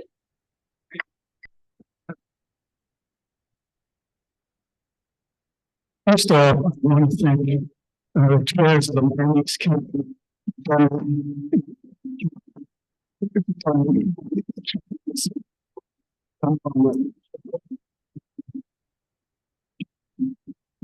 also thank Anthony, my friend. He is my friend. Really can't hear anything that you're saying. We're going to several meetings. Yeah, we can't hear you, David. Can you start over? Am I too close to the mic? Don't know, but Somebody needs to mute themselves online. Please continue. Please continue, David. I think. Yeah, just repeat your last sentence. I said, I really don't like Ryder Kessler. Is that what I said? Oh, no, I said my friend. I'm sorry, my friend Kessler. Anyway, I want to continue with my remarks. I don't think I will add it. It's correct. Actually, since everyone's point of developers hands residential, that's not exactly what we're doing in Hudson Square. Hudson Square was a very developed area. It was both created, new was negotiated, and I had a very good team. And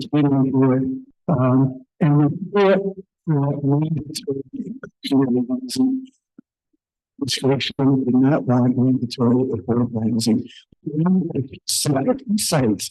It wasn't like residents of commercial buildings were actually two large American corporations. One corporation and took most of the vacant land that were earmarked for mixed-use development.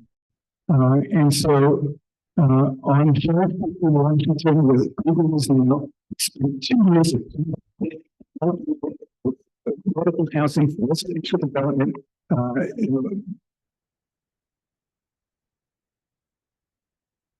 Oh, thank you. Something they can't understand. They're having difficulty understanding David. You may not be close enough to them, and they can't see you. He's right at the top. I don't know. You speak a little more slowly. But we can't understand him. In this room, we're terrible. Can you hear me? Can you continue to speak? It's David Gruber speaking. I know, but what I'm saying is what he's saying we can't understand, and the transcript is not even picking it up. I agree. Can't understand you at all. So you can't understand what I'm saying. Absolutely not. It's an audio problem, not the content. Is there another microphone I could use? Now we can hear you better. Can you hear this? Are you able to hear us? I don't see any thumbs up. Can you hear me if I step back from the mic a little? That's better? much better. That's much better. Ah, okay. Is that better? Yes. Yes, Yeah. it's better. Either people are standing too far or too close, but now we hear you. Thank you. Is it clear now? Okay. Thank you. Thank you. Anybody else want to opine on that before I continue? Okay. So I want to say that we planned for a very developed area called Hudson Square. We could not get mandatory affordable housing, but I think that it was going to be a lot of housing there. But 2 large American corporations came and took most of the vacant land that we had earmarked for residential and mixed-use development. One was Google, and they came in at the last minute after we planned for affordable housing, private sector housing, market rate housing, a hotel. Lots of stuff was going on there. at the very last minute on something called the technical memo, they decided that they were going to not accept the ULURP, which they had the right to do, and move into an as-of-right situation. And then Disney came and took over an entire city block, which was also planned, as Eugene had pointed out in his spreadsheet, for several hundreds of housing units. But still, we were not going to get any affordable housing because it wasn't mandatory. So I just want to make it clear that it wasn't a matter of you can't force a developer to build anything. We didn't give him space to build anything because it was developed and two corporations kind of came in and vacuumed up, all the land. As far as like a politician, I think this was Frederica's point, saying no and losing a seat at the table is actually, it's quite the opposite. If you say yes, the box is checked. If you say no, you have a seat at the table because they're constantly trying to get you to move over to yes. That's the administration. You say yes, you're forgotten about, and your seat at the table, you're just another seat that doesn't talk at the table. Yes gives you a lot more leverage and opportunity politically. Okay, so sorry. No, are you finished? Because I guess back and forth. If the politician, what? Why don't you come up after me and say this? Okay. What's going on? My apologies. I'm off mic. Yeah, we just need you to finish so that I can call on the next person. I can't have dialogue between two people. I know it's important, but I have to ask everyone to follow the same set of rules. Okay, but other people have had more time and I'd like to finish my remarks. Okay, please. Okay. So there are people who say that if we keep building more and more housing, it's the supply side argument. But this city has enormous demand. No matter how much we build, people want to come and live and work in New York City. So the supply side argument, as it was stated in the editorial in Crane's magazine, is a very difficult argument and doesn't hold a lot of weight in solving the housing problem. I just want to say, to conclude, that if there is no mandatory inclusionary housing as part of the city of yes, then I cannot principally vote for it. There has to be mandatory inclusionary housing as part of the UAP and other things. And, if people like most of what we have, 90%, there's no reason to change it to yes. Just accept the reso that was presented by the committee, if you like so much of it, and vote with the committee, which voted to turn down, as 35 other community boards did, voted no for the city of yes. Thank you. Ed, please. Hey, everyone, are we good on volume? You can hear me online? Oh, you're clear. Oh, great. Well, those that don't know me, I think I've met all of you by now, but Eddie Siegel, I'm a new member to the board. I'm in strong support of City of Yes. I last moved 3 years ago as a renter in sort of the bottom of the COVID market. 3 years later, I think I made good timing because now the vacancy rate for apartments in New York is 1.4%. I waited 3 years ago in line with 20 other people multiple times. And my friends who have recently rented have said it's gotten much worse than that. I disagree with the committee that not including certain parts of this don't affect CB2. As a renter, next time I want to move, I'm affected by our citywide housing market. Changes that we make in Brooklyn and Queens not only affects the competition for rents here in CB2, it also affects places where I may need to move for my next apartment. The city has taken a smart, measured approach here to get a little bit of housing everywhere. These are not major changes in any particular neighborhood. The supports our climate goals by focusing on upzoning near transit stations, by removing mandatory parking minimums, both of which we have here in CB2. We should be appreciative and encouraged in other boroughs and districts around the city. We have naturally affordable housing being promoted in this resolution with ADUs and the density factor limits around SROs and other small unit types. These are successful battle-tested policies in other American cities. I attended, I think, every land use meeting since I joined the board, 4 or 5 of them. And I really want to thank Eugene and Katie and the board for making good substantive feedback in this resolution. And I don't think that feedback is incongruous with a yes. What I've heard from at least a few commenters is, yes, we do agree with this and we're voting no strategically, which seems like we're voting against our values or trying to sort of galaxy brain leverage to get even more with the thing that there's a lot of good pieces of. A lot of the discussion around Hudson Square honestly confuses me. There's not a lot of promotion. There's no promotion of commercial in this plan. It is all to generate more housing.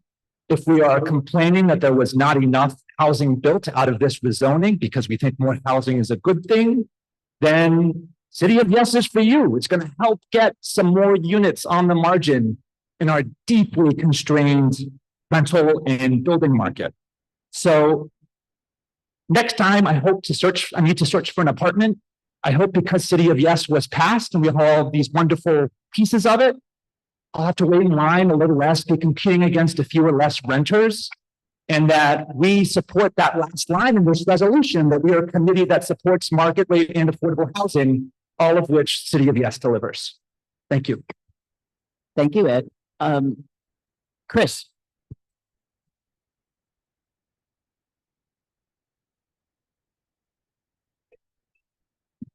Hi there. Adam Smith came up with this idea of supply and demand in 1776.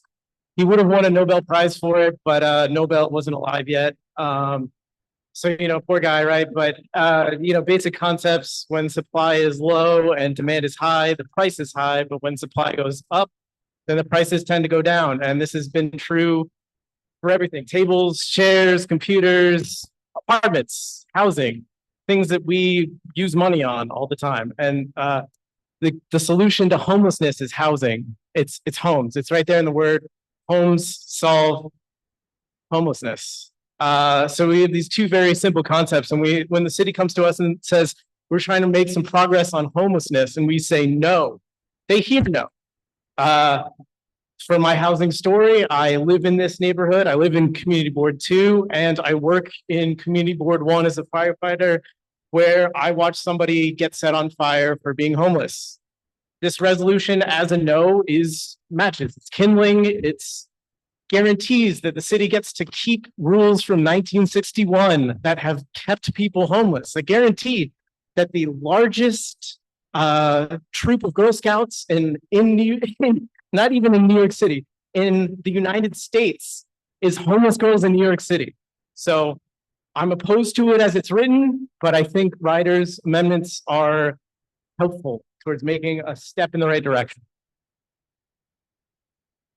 I just want to talk about this on a I'm sorry, is there somebody? Oh, please go ahead. Go ahead.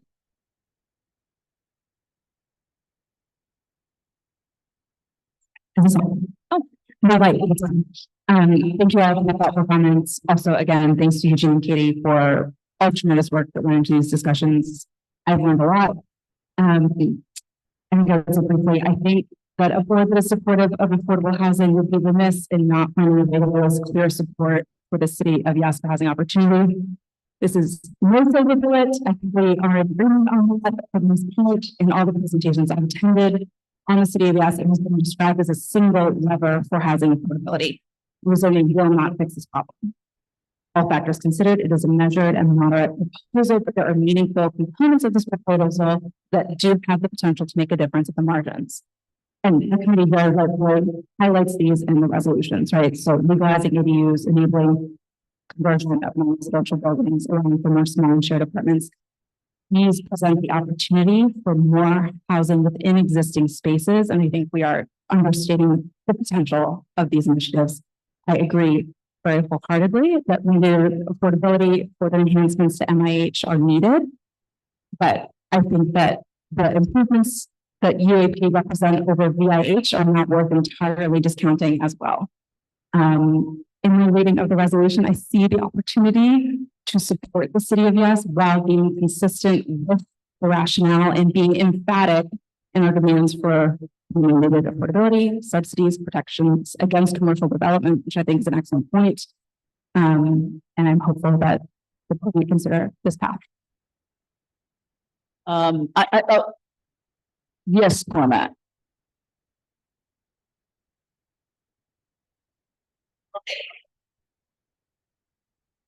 Hello. I wasn't gonna say anything on this, Yeah. Sorry, I wasn't going to necessarily speak out for parity. On can see you, so you may have to come forward so that you can be seen on camera. Tell me when. I would stand in front of the microphone so that you can.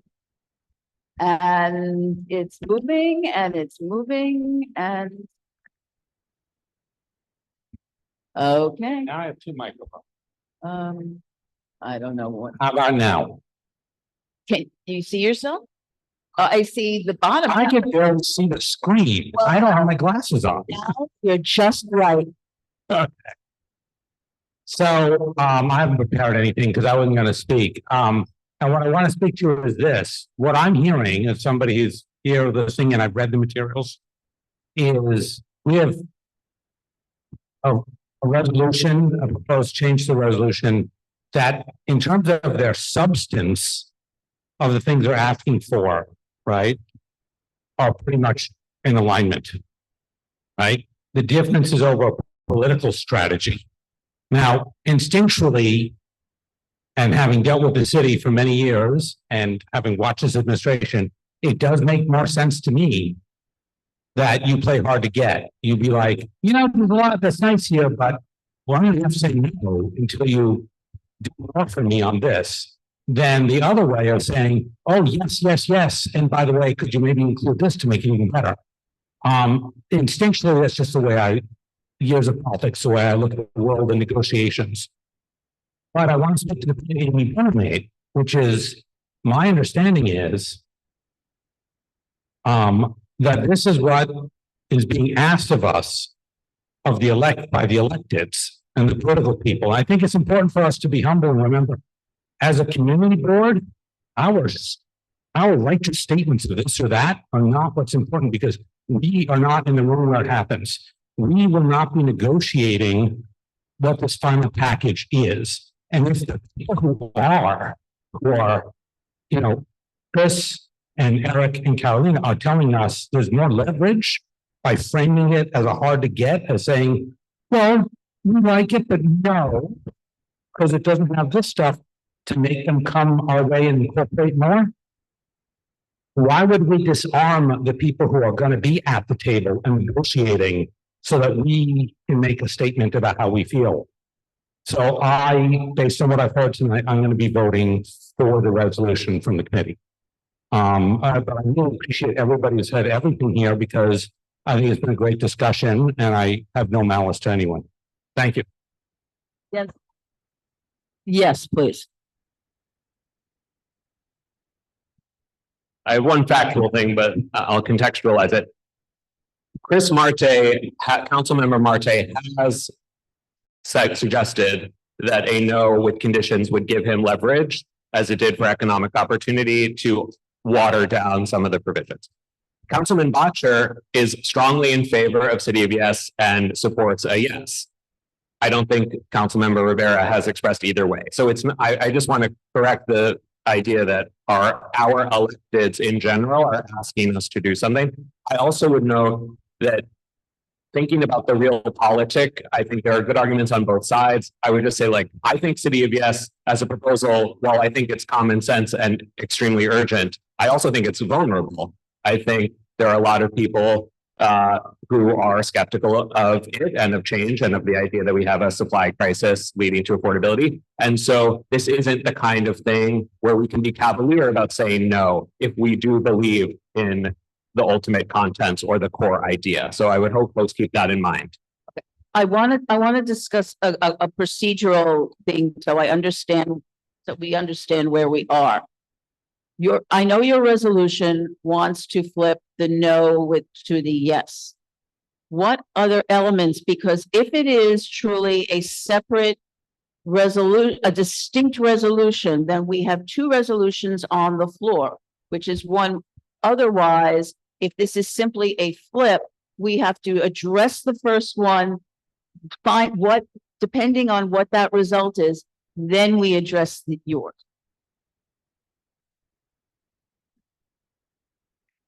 Should I just really briefly go through where the changes are other than in simply the text of the first of the core resolved to assess? I'm sorry, I need to hear this so I understand what's occurring. Okay, the elements that you are talking about that you want to change. Yeah, if folks look at the document I sent out, that's the red line document, you can see the places where there are changes. My loss is that it's ultimately about making it a yes with the conditions, but keeping the conditions mostly the same. But you'll see I essentially flipped the first two whereases to lead with the idea that we want to mandate creation of both affordable and market rate housing, retaining everything about criticism around Hudson Square or notes about the fact that City of Yes is not really about affordable housing creation. Then the rest of the whereases are identical, no changes. No, actually, I'm looking at, so I can say that this is it's a separate resolution. It just bears similarity. So what happens is that we've been discussing them. We have to vote to determine whether or not his substitute resolution replaces the committee's resolution. That's the discussion. I'm just eventually. If there's more discussion on this, then there's more discussion on this. So you're saying the first vote would be to substitute the committee's resolution with this resolution? And we would have further discussion on whichever resolution remains on the floor. And if people want to amend that, then they can so amend that. Well, I would encourage, my interest is in more discussion before calling the question of replacing the committee's resolution. I think the conversation is really about comparing these perspectives. So I don't want to restrict. I don't want to cut people off. So I have people, someone who has not Should I spoken. continue to highlight the differences? Or It's not necessary Okay. because it's not just a flip. Yeah, I don't think we have a motion yet, but according to Robert's Rules of Orders, Article 5, Section 33, on the paragraph on form, you can move to amend and replace a resolution with another, but like you said, there is no motion at the moment. I think on the resolution, I am disappointed by the language since it uses opposition language against the DDS housing opportunity, essentially because it isn't perfect. Remember that for the New York City Controller, after the Great Recession from 2010 to 2022, employment grew by 23%, much faster than the population, while housing stock only increased by 9%. Also, in 2021, the Community Service Society found that 55% of New York City renters were rent burdened, spending more than 30% of their income on housing, and a third of New York City renters were severely rent burdened, spending 50% or more of their income on rent. That we would ignore the current state of housing at a time of all-time high rents and home prices seems like a disservice to renters and to generations of people who have yet to buy a home.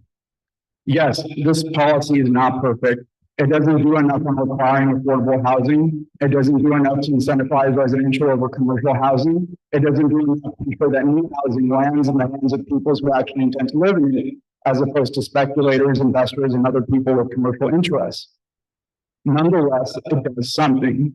It takes a citywide and fairly holistic approach to sparking new construction that will increase housing supply in an attempt to meet demand. If a house is not perfect, would you refuse to buy it? If a piece of produce was not perfect, would you refuse to eat it? If your partner was not perfect, would you refuse to love them? So although this policy is not perfect, I think the right thing to do is support it in the aggregate while communicating our grievances in order to encourage positive change in its current form and then follow the policy, including zoning map amendments. As has been discussed in terms of like the FAR being more favorable for commercial development versus residential. Finally, it is my feeling that a no with conditions does feel a little bit out of touch. Instead, a yes with conditions makes us sound more in tune with the struggles that the people in the New York Metro, including our CB2 district, are living through. Thank you. Thank you. Any next, Carter? Did you want to go next? And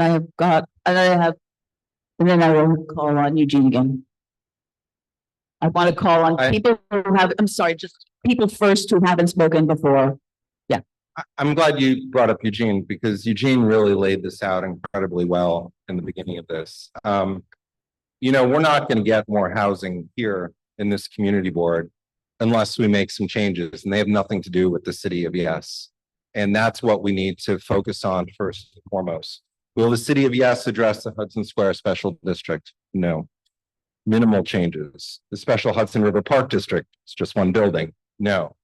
Special Union Square District. No. Soho, NoHo. No. No changes. Those are the areas that you can build big buildings. That's the point that we have to make. If you want to live in Community Board 2 in the future and you're renting, we need to build more housing there. Unfortunately, 2 of those districts are mapped by the city as very important office centers for New York City. The second, the third. That's why we're getting office buildings, boutique office buildings. For example, Google. Up on the Bowery, Chobani is moving into a 23-story building that was built around this time. We're seeing Disney. We're seeing 76 Varick. Janine had mentioned a lot of these. It's just bringing this back that there is not a difference that's coming here. The little bit of changes actually isn't the commitment that the city needs to do. It's to revisit the underlying zoning that's happening here. You know, as far as affordable housing, if it's not mandated in our community, it will not be built because you make more money off of market rate housing, period. There's no incentive here at all to put that in because the types of housing, unless there's changes to those areas that I had mentioned. As far as there's a great op-ed in Cranes today that talked about supply and demand. It actually said increase the demand and you will get better housing by changing the voucher system and how that works in New York City. These are all much more significant issues that we should be focusing on. And as far as you know, our city council members and talking about that, what we want to give them the opportunity is to have real discussion. So let's bring up these issues that should be brought up. And rent burden isn't going to change here unless there's some other changes that are going on. And the city of Yes is not going to make a substantive difference in our community. If people want to testify on the city of Yes for everywhere else, they should feel free to do so. Many people did, but we're talking about our community. How do you get more housing here? And that's what we're experts on. I think that Katie spoke very eloquently earlier as well as during the meeting. And, you know, one of the things that there seems to be some issue with the people who are on this board are a little older. I don't know, that we're somehow scared of things or something's happening. You know, Katie really lays out a lived experience on housing and why we don't have enough here. These are the issues that just need to keep coming up. You know, we look at large developments, we have very few. It's not incentivized. That's what zoning does. It incentivizes decisions, and the decisions that are made here, the city of Yes, I don't think is going to meaningfully impact our board unless we stand up and really make strong statement about what's important to us. Thanks. Thank you, Carter. Eugene. Thanks. I wanted to address a few things. We've talked a little bit about no with conditions versus yes with conditions. And a lot of people have talked about it as, you know, a strategy or a council member and all of that. But I think what we haven't talked about, and it's really difficult to condense.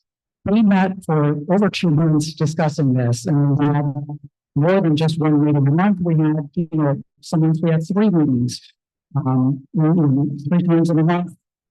I think we've been, I don't know, 4 or 5 meetings discussing this. It's difficult to condense all of that down into 4 pages, but a no with conditions matches what we felt. I mean, we had a lot of issues with the city of Yes, and we fell on the side of no. There was no with conditions. It was stated, are we going to do yes with conditions? You know, that was a conscious decision we made, and it would be a lie to say at this point yes with conditions, because that is not representing how the community felt about the city of Yes. It doesn't represent the feelings of the individual members. You know, people are very passionate about housing, and people are very passionate about our neighborhood and living here. I mean, we all live here, we love it here, and we want other people to live here. And for us to just say yes with conditions, it's not accurate. Another thing is that this is, you know, people talk about this is the last time the zoning regulations were updated was 1916. This is the time to fight, because this is not going to be touched again for another 60 years. So we need to go right now and say, no, what we have is not enough. Because if we let this pass and we just say yes with conditions, someone's going to just turn it into a yes. And the next time the chance to update the housing regulation, the zoning, it's going to be in another 60 years. We'll be lucky, some of us will be lucky to serve around. So these zoning regulations don't get updated often. And it's important that we are authentic in our resolution, and no with conditions is representing what the meat of our discussion was. Yes, David, and then I will go back to Ryder. I'm sorry. I'm sorry, I didn't hear what David said, that's why. We have 2 resos. What we have to do when we finish debating is then have a vote whether or not the substitute resolution is what whether or not the Ryder's resolution will substitute for the committee's resolution. They're actually, it was seconded. They were both on the floor. That's the procedure. I checked that. Ryder's resolution was the second resolution. I didn't hear him. So is there a second alternative reso on the floor to vote on? Yeah, there's Ryder's I thought it resolution. wasn't presented yet. I'm sorry, say that again.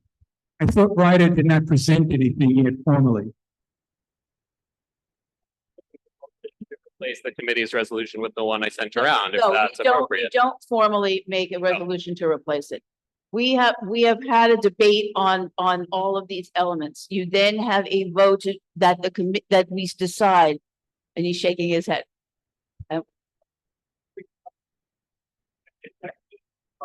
The way I read it, well, that's what the vote would be, is that the vote is then whether or not we substitute it.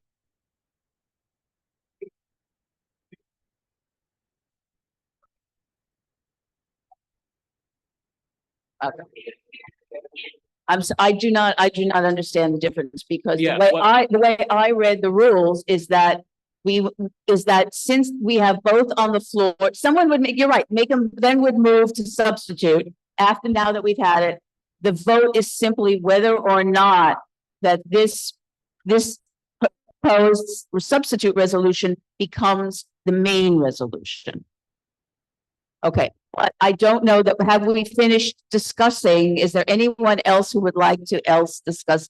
It is important to us. I do not want to, shut anyone down. Okay, if not, and you have a motion to substitute. Can I first respond, just say one thing in response to what Eugene just said? Or okay. Actually, then we're not going to take the motion. You're going to you're still debating. Okay. And then I will take the motion, and then I will have a second, and then we will debate. Got it. And I then think we will this vote on it. is a sensible segue to that. In my years on the board, I've often said that at full board, when there are disagreements with the resolution a committee has presented, it is often said, come to the committee meetings. That's where you can make your voice heard and impact what the resolution is that comes to the floor. And I would say, the committee, to its credit, had many meetings about this, like 7, I think. And many folks who are not on the committee went to many or all of those meetings. There were 6 of us at the final meeting where this resolution was passed in its concept, who all asked that the resolution be a yes. And so while the substitute resolution may not reflect exactly what the committee members thought, I think the question is, what does the board feel overall? And the fact that so many people were willing to go so many times to a committee they are not on to make that perspective heard is worth taking into account. Thank you. Okay. Are you now making a motion to substitute? Yeah, so I will make a motion to substitute. Do I have a second for that? Okay, now we vote on this motion. The motion is to substitute Ryder's resolution. You didn't receive a copy. Are there printed copies of this? Then you're going to have to walk through all of the differences.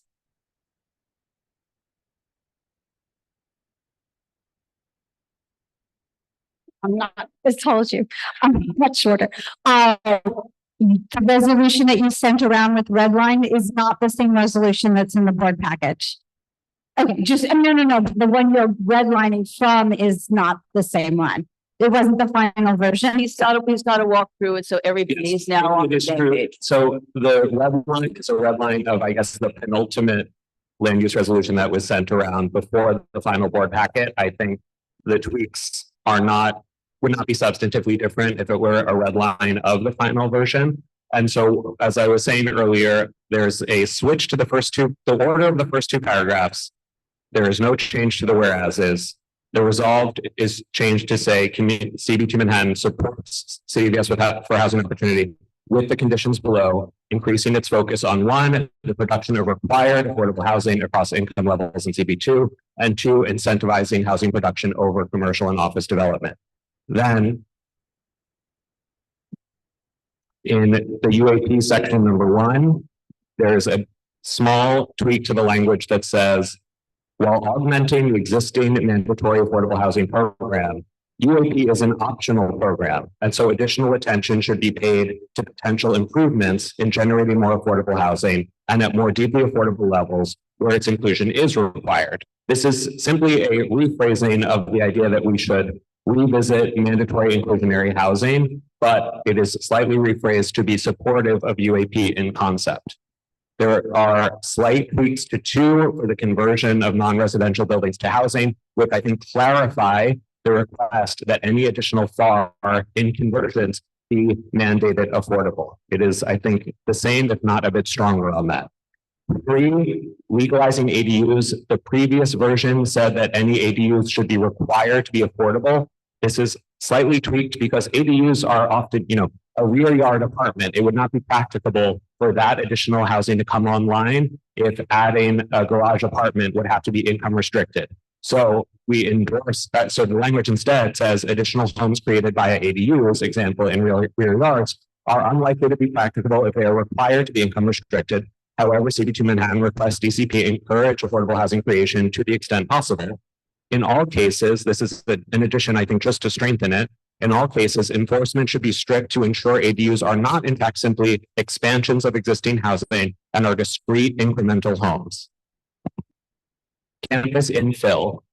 There is a tweak to this, which I think makes it more concordant with a yes with conditions to say we want to maximize permanent affordability in these campus infills rather than saying they must be 100%, because often campus infill in NYCHA is considered as a path to generate money to revitalize NYCHA units, and we don't want to forestall that by preventing money from being made through infill. Otherwise, it's identical with the very strong language around special permit and all of the additional reviews we request. 5, no changes. 6, no changes. 7, no changes. 8, no changes. 9 simply rephrases that we don't want a move away from quality housing that would diminish light and air in a substantive way. rather than saying we already disapprove it, because I think we can allow for tweaks that would allow more housing creation without substantively reducing light and air requirements, especially in the new era we have in 2024 vis-a-vis 1961, and when these plans were first made around things like air conditioning, which is off right now here. 10, no changes, and the final, be it further resolved, no changes. So I hope that suggests in aggregate that this retains the vast majority of the committee's great work and strong sentiments, while affirming that we are a pro-housing board and support this in concept as a step in the right direction, while also strengthening some of the provisions that the committee first elaborated. Thanks. I'm sorry, I haven't, Amy, I just noticed Amy. So Amy, I see your hand is raised. Yeah, I just have a question. How can we vote on this? I know it was a clerical error, but I'm not sure how we can vote on this if his copy is not attached to the final resolution, because there's going to be, just word issues and things like that. So I don't understand how we can vote it as a substitute resolution unless we're saying that we want to use an earlier draft of the resolution copy, not the final draft. Is that what we're saying? No. Well, that's why I had him walk through the changes. So are we saying that we are going to take whatever is in red in what Ryder sent, and then if we vote yes, we want to take the copy that's in red, Ryder will sit with Eugene and Katie and figure out how to work that into the resolution that they were. Voting substitute would mean that the resolution I just walked through with the red lines incorporated, with the clean copy of which was also in the email to you, that would be the resolution. So it would be the earlier draft of, got it. So we're not. Application to the penultimate land use draft, but I think substantively the same, but for. The point is that it's the text that he walked through is the actual alternate resolution. And I just want to make sure that we're all clear that that is not the resolution copy that was in the package. It is an earlier draft. Just want to make sure I'm understanding that, correct? Yes, that's correct. All right, thank you. Okay. David. Thank you. Since Ryder is saying these are tweaks and minor changes, the chair has ruled that it's substantial enough to be a substitute resolution. What substantial changes did you see that causes you to say that this is a substantial difference? According to Ryder, they're all like tweaks. The fact that its description is tweaks, I am saying it is a substitute resolution because it is not simply a flip of the negative to the positive, and that there are other the quality there may not that it is a judgment call based on the changes. That's it. Okay. I don't see it. Okay. The point is that now we have, if you don't agree with it, then that's what we vote. Then you vote again. It's just came to me. I'm trying to run through it some. Susan, anybody? Yes, Frederica. I was working on this with Eugene up until the end, and I want you to confirm, Eugene, that there were, when I got this, I realized that it was not consonant with the final version that was distributed. You're not understanding, Susan? I'm sorry. The version that Ryder. Was that your question? I'm saying that there were very, very minimal changes that you made between the version that Ryder based his version on versus the one that was in the final package. It was mostly at the beginning, and then it was pretty much the same. I mean, there were enough changes that we sent out the updated version. Well, you changed the vote. I remember that, but the rest of it was very, very minor.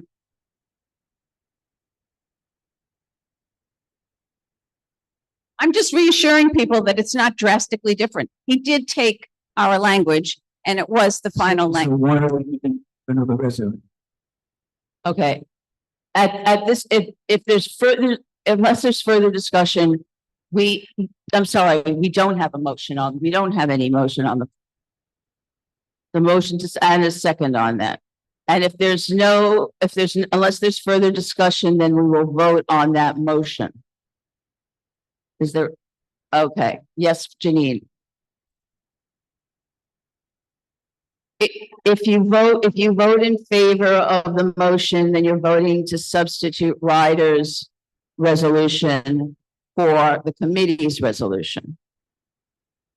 And if you vote, and if it passes, then if you want to have further discussion on it, you can have further discussion on it. You can amend that one too.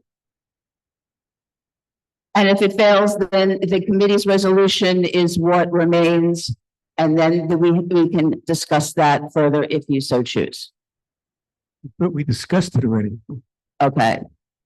I am going to ask for, I think, a roll call on this, just for the sake of it. I'm sorry? I can't hear you. Yes. Yeah, before the roll call, I just think it's hard, it's late.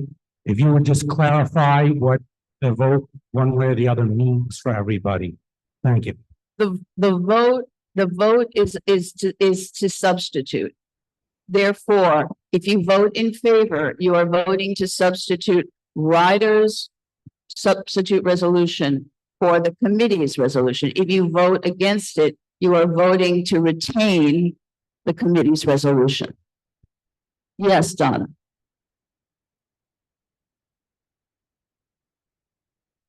And just for further clarification, once we get past that one, then you vote on whichever one is there. Correct. And then there is another vote on the resolution that remains. If there's further discussion or further amendment on that, then we would take that as it comes. Can I offer one more point of information? You already made Just about the vote, because especially for newer people, I just want to affirm that an abstention for the motion to pass, it needs a majority of yes votes of all votes cast, including abstentions. So an abstention is effectively a no. Procedure. Okay. Susan, I'm sorry to interrupt. I raised my hand. I find it problematic that we're just being told that it's substantially, but how are we supposed to, in this moment, sitting here, be able to compare the draft that Ryder has and the one that was presented tonight in the package so that we can see what these, minor changes are? It's a lot to it's not that these are amendments to something that we've already read and know. We're now being asked to vote on something that the copy itself is not what was in the package. I think I don't know how I'm supposed to vote when I haven't had time to look at the core copy, which is different from the copy that is what was in the package. I mean, is somebody going to go through and highlight for us what the changes are, or are we supposed to put the two of them side by side and figure it out ourselves? I'm not sure how we can. I'm sorry. We walked through those changes. It wasn't clear. It wasn't sufficiently clear for you. No, his changes are sufficiently clear, but what we're saying is that the copy he made the changes to is not identical to the copy that was in the package, which means that I'm now being asked to vote on something and I can't see what the other changes were that were not in red. Sorry. The only thing I can do for you is have him read it out verbatim so you know exactly what it is that his resolution contains. Yeah, I don't want to torture everybody to do that, but I find this very disturbing that we are being asked to vote on something that we don't have time to read through and compare it to the other one, except for the red. That's all I'm saying. I'm just putting that out there. I can't even hear her clearly. Yeah. I think just to clarify this, It doesn't matter that Ryder's changes are to an earlier version. You basically have two documents now. The committee's version and Ryder's version. Just read it as if it's clear. Whatever the red line, just take out as if it's a full copy. And you have two versions, and that's what you're voting on. Right? I move to table this resolution because we need time to look at them and compare them. We can't, no, we've already got this, we've already got the motion on the floor. We have to vote on that motion.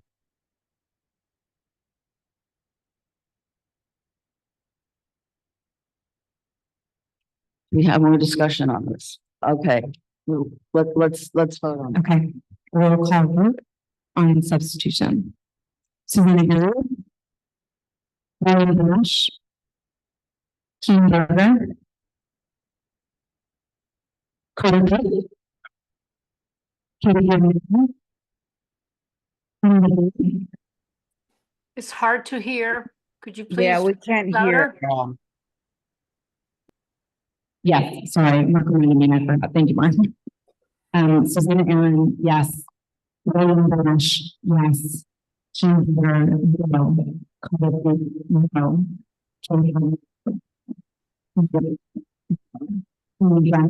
I'm sorry, I can't hear We at all. can't- I can't even hear what is asked to be voted. Is it the replacement that we're voting on right now?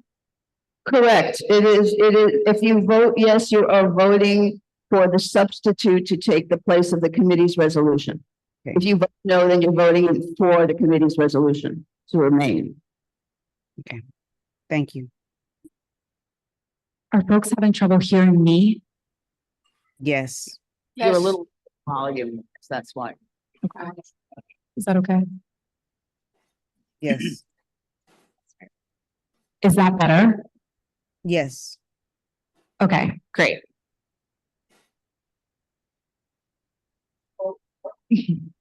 Amy, it's your vote. Oh, sorry. No. No. Rich, I believe, has exited the Zoom. Yep. Valerie De La Rosa. Abstain.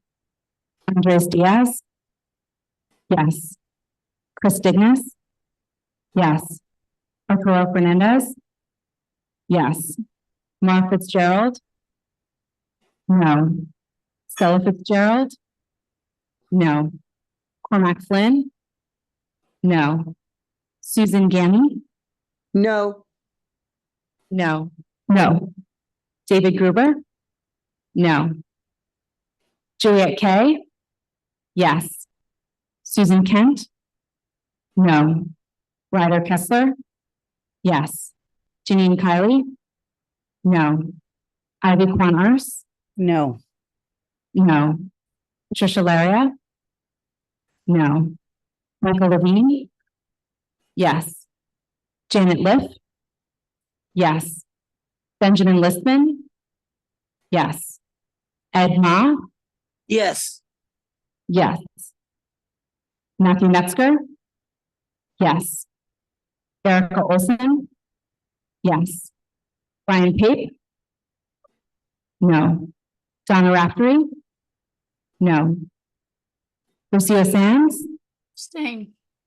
Abstain. Shirley Secunda. No. Edward Siegel.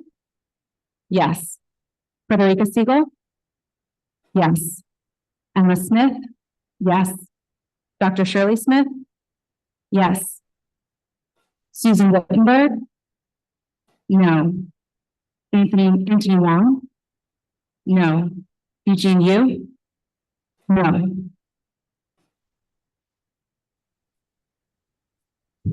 Yes, excuse me. Oh, you're on. Oh, please go ahead. Oh.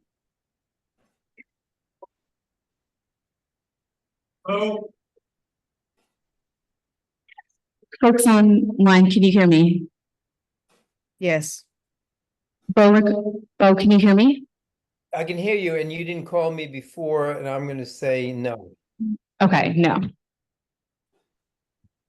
Thank you, folks. One moment. Okay, yeses are 17, nos are 21.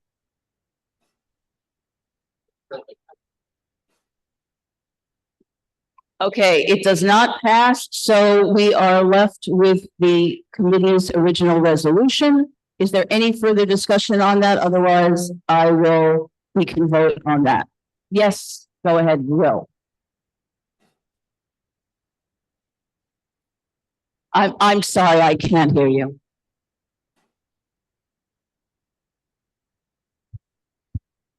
I was just wondering if this is a no vote, does that mean the board takes no position at all, or what would the options be in that case? If you vote no, if the resolution is voted down, then there's no resolution.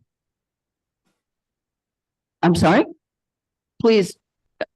I can only hear you if you talk through a microphone. I'm so sorry. Is there anything further on this? Otherwise, we will, actually, this is the last item.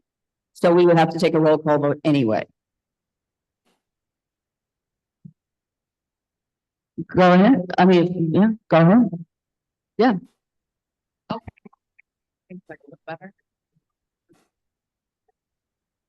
Okay, folks, thanks for your patience. Susanna Aaron. No. William Ganesh. Yes. Keen Berger. Yes. Carter Wood. Yes. Katie Bernaro. Yes. Anita Blunt. Yes. Amy Brenna. Wait, what are we voting on now? I couldn't hear. We're voting on the committee's resolution. Okay, yes. Yes. Which is not here. Okay. Valerie De La Rosa. Yes. Andres Diaz. No. Chris Dignas. No. Arturo Fernandez. No. Mark Fitzgerald. Yes. Stella Fitzgerald. Yes. Cormac Flynn. Yes. David Gruber. Oh, Susan Gammy, excuse me. Yeah, yes. Yes. David Gruber. Yes. Juliet Kay.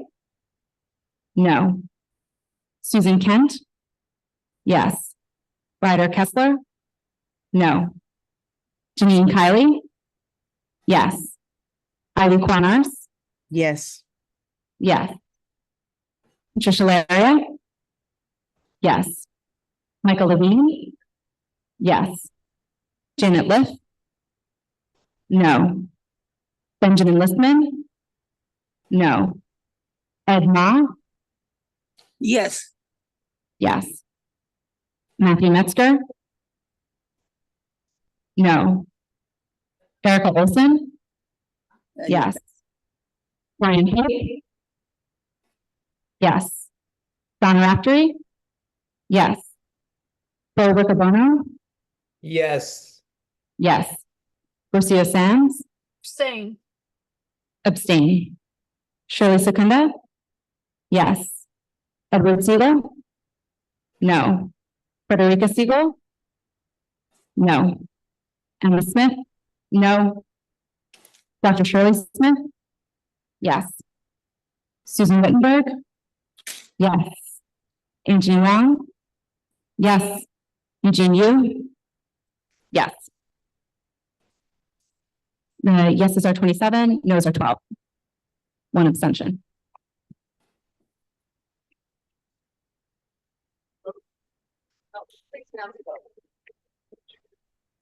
Yeses 27, nos 12, one abstention.